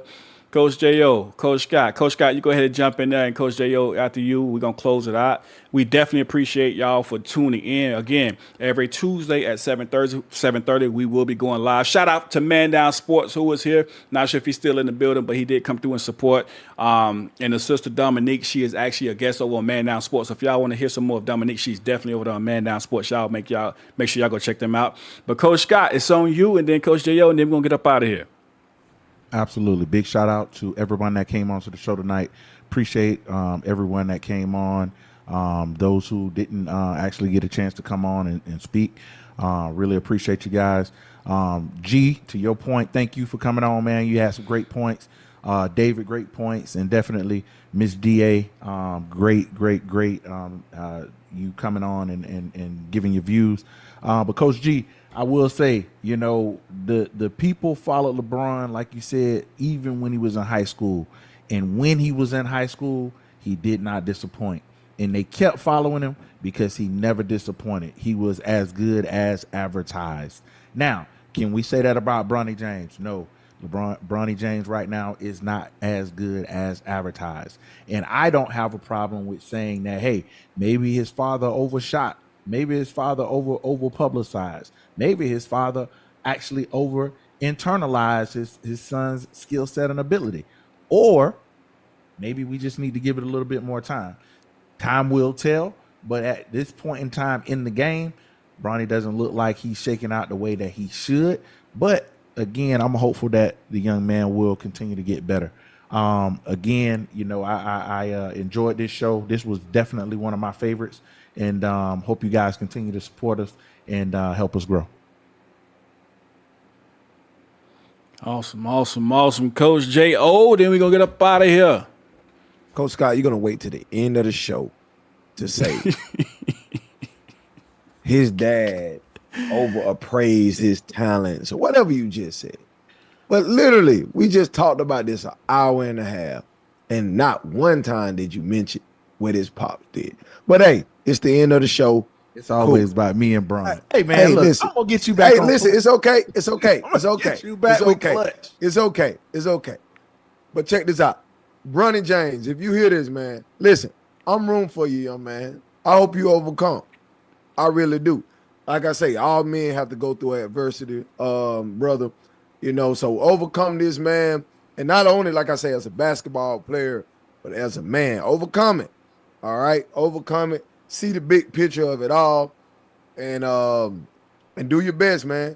I'm still of the mindset your pops put you in a bad position, and so shame on you, LeBron. Shame on you. I stand on that, and y'all can call me a hater behind it. It is what it is, right? But it is shame on LeBron for putting his son in that situation. But we appreciate all the people that came on and hung out with us. It's been a few hours tonight, man. We thank y'all very, very much. And until next time, from Coach J.O., peace. Hey, listen, I guarantee you, God, David and Garrett gonna call us. You and me, everybody else who says I'm a hater. It is what it is. Hey, man, make sure, again, y'all catch us at every Tuesday, 7:30. All right, every Tuesday, 7:30. You know what I mean? And we also drop videos throughout the week. We are also on Facebook too. Check us out. Follow us on all social media. Until next